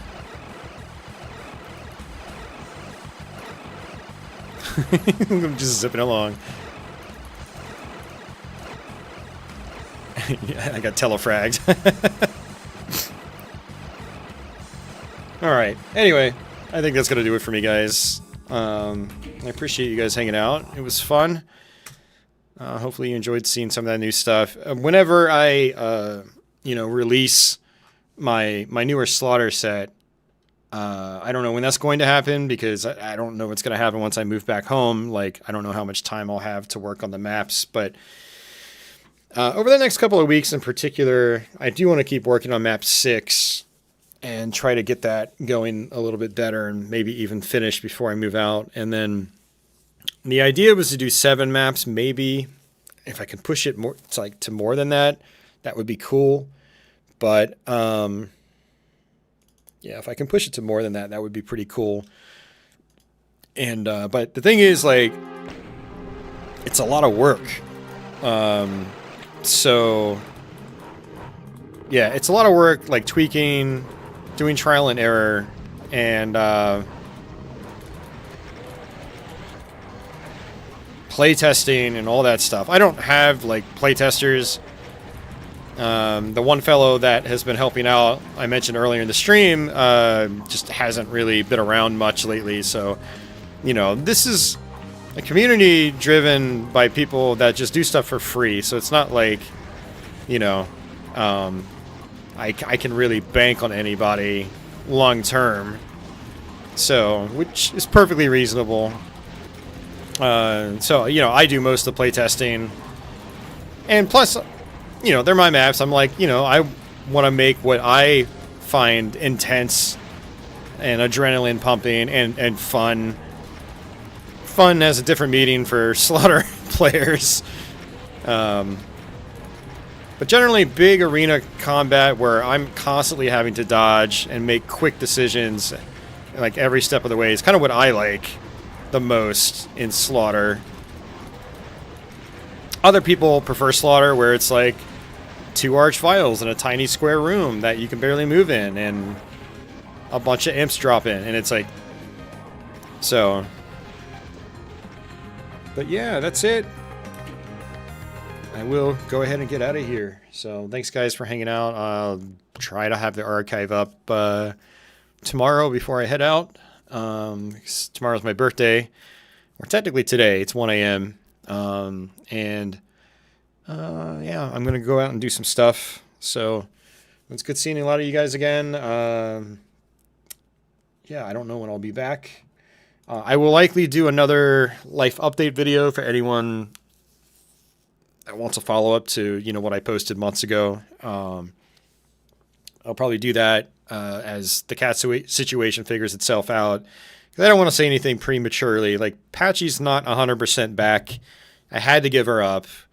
But because of the negative testing, I have her back. But if this other test we did comes back positive, then I have to give her back up again. So it's like, I don't want to make anything like final on a video before that happens. So, but yep, that's it. Yeah, I've got other stuff like talking about my game collection and things like that and whatever. So, but yeah, take care, everybody. Have yourselves a good day or night wherever you are out there. And I guess until whenever the next one is, take it easy.